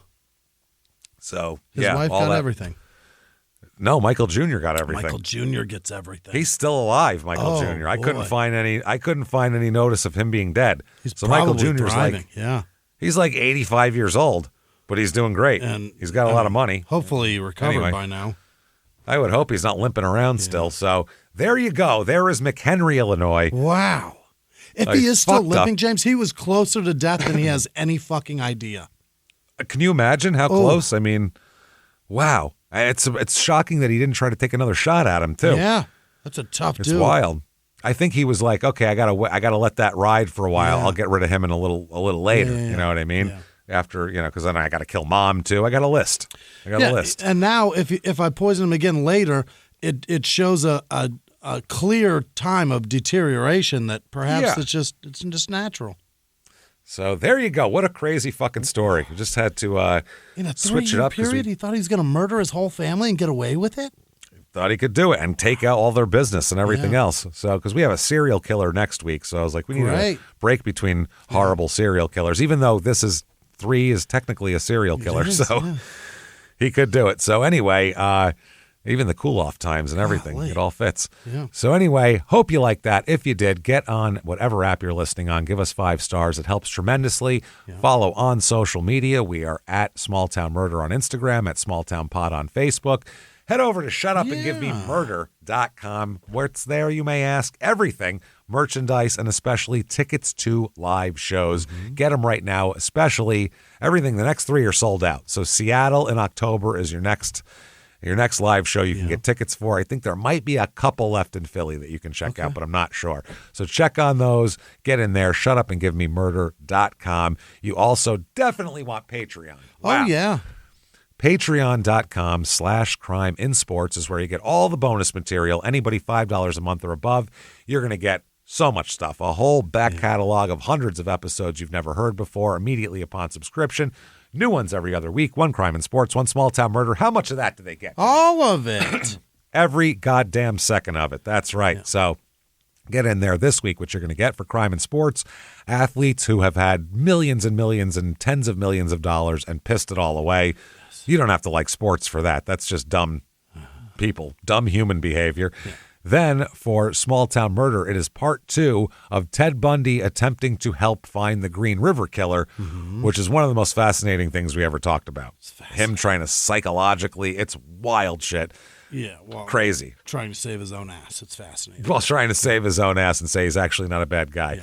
So that is patreon.com/CrimeInSports. And you get everything, all of our shows, Your Stupid Opinions, Crime in Sports, which you should be listening to, and Small Town Murder, all ad-free with that as well. And you get a shout-out at the end of the show, which happens to be right now, Jimmy. Hit me with the names of the most wonderful goddamn people in the world who you could happily eat a cookie and a donut from because you know it wouldn't be poisoned. Hit me with them right now. This week's executive producers are Tiffany Gonzalez. Happy birthday, bitch. Happy she birthday. Says she's the birthday bitch. So happy birthday. All right. Larry Butterfast, so good to see you, Larry. Larry. What a great to see you in California. And great shows in California. Yeah, Thank you, everybody. San Diego, Irvine, you're the best. Yeah. Marcy Collins, Gary Howard, Kimberly Radisky, Maria Jones got married. Congratulations, Maria. Congrats. I think it's still Jones. It may be a different last name now. Who knows? Either way. Richard Sikora, Kim Perry, and Benjamin Brady, perhaps Brady. It's 2 Ds. I don't know. You don't know. It could be Brady. It's a Brady. Other producers this week, Cody Leversey. See you in Grand Rapids, bud. Happy hour. Checking in Pecos, Texas. Yeah. His whole life is fucking amazing. Those pictures. It's really coming together. Sawdust Dreams, Janice Hill, Carol Colson, Holly Manning, Isaiah Herrera, Kimberly Boone, Sally Cookman, Jessica Warren, Emily Satori, Shiza Manelli, Chad Wolding, Lisa Stevenson, Jody with no last name, Alexis Jots, DTS, Jared Parley, Cynthia Balky? Yep. Maybe just Belk.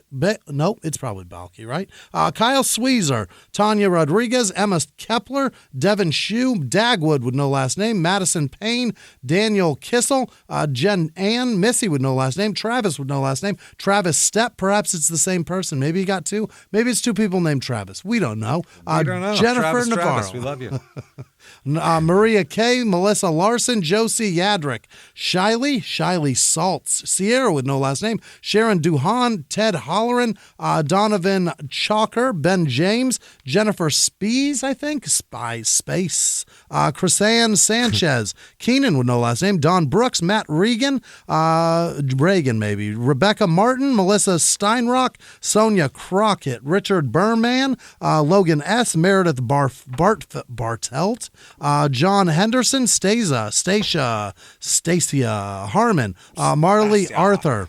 Is it? What is it? How does that go? Stacia, maybe? I don't know. It could be any of those. I'm bad at reading. Clifford with no last name. Bobby Hutchinson, Mary Ellen Maestas, Lori Clemens, Sarah Splitoff, Kara Lee, Kimberly Floyd, Tim Baya, Heath Borden, Valerie Olson, Ashley Brown, Nicholas Meredith, Ed Church, Alex Graves, Antabelli, Rosales, Tim H, Jason Comstock, what is this? Eli Schvetzel, Linda Crystal Fields, Ryan Coffenor, Kelly Meyer, Tia Keen, Paradoxum, Chris Schomburg, Aaron with no last name, Haley perhaps, Pierre Andozzi, Lana McCarthy, Sarah Cruz, Chelsea with no last name, Brittany Lattimore, Wendy Ann Hunter Stevenson, Rebecca Clouthier, Clemmy Watson, Tara Walker, Katie Theobald,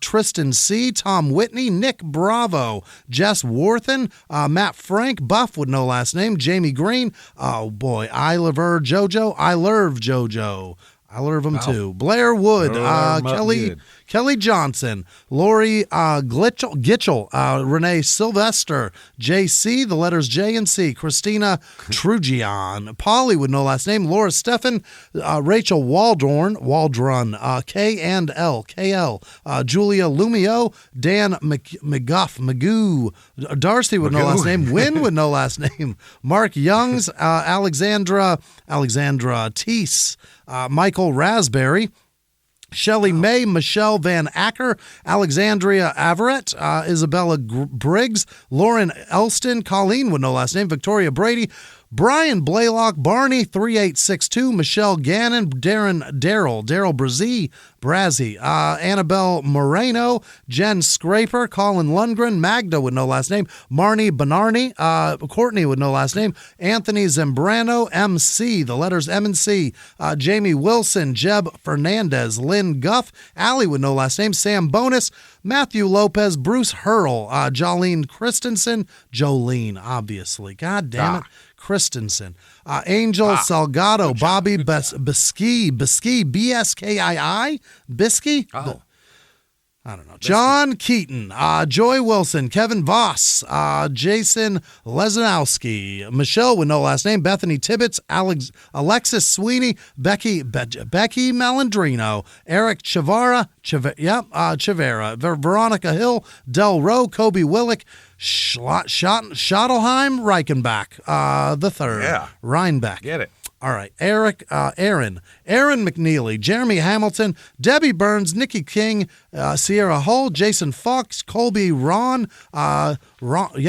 Jackie Mullen, Jeannie, Simi, Terry Pollock, Brianne Spence, Christian Buchanan, Chris with no last name, Gunner with no last name, Holly Straub, Lana, Laura N, Stephanie Ford, Tamara Culver, Abel Gabriel, Kira Goretti, Gracie Decker, Mylene Turner, Myra with no last name, Chris Pearson, Scuba Steve 911, Jess with no last name, Shelby Elmore, Ann Perry, D. Nix, Jay Ramos, Morgan Jennings Snodgrass, Patrick Bailey, Matthew Maxon, Olivia Bonesteel, Kate Beebe, Shannon with no last name, Tanya Britton, Elizabeth Nelson, Ann Culver, Rochelle Schilling, Angela Epspeth, Ann Kowatz, Terry Pollock, Allegra Benjamin, Sarah Delzell, Jake Kloppel Hemrick, Winston Dennis, Colleen with no last name, Bennis Hancock, it's Benjamin, MSS with no last name, Kay Kirk with no last name, Heather Torrance, Francis B. What is this? Greg Cavan. Jay with no last name. Katie with no last name. Heather Kuhn. Ann Graybeal. Erica with no last name. Tracy Johnson. Donna D75. Karen Altman. Lauren Brown. Rachel Mark. Edwin Feliz. Mr. Marcus. Not the Triple X guy. I guess there's a porn guy named Mr. Marcus, I assume. Oh, okay. Or just not the guy from Triple X, the movie. Someone with a large penis. There it is. Thomas Hurlbutt. Hurlbutt. Hurlbutt. Hurl out your butt. Andrea McAllister. That is a poop. Ann Postel. Paul Bremner. Rachel Graves. Amber Breathawer. Dan Cole. Mark Salute. Alessandro Pildner von Steinberg. Tracy with no last name. Michael Baroni. Perhaps just Barone. Angela with no last name. Krista McConnon.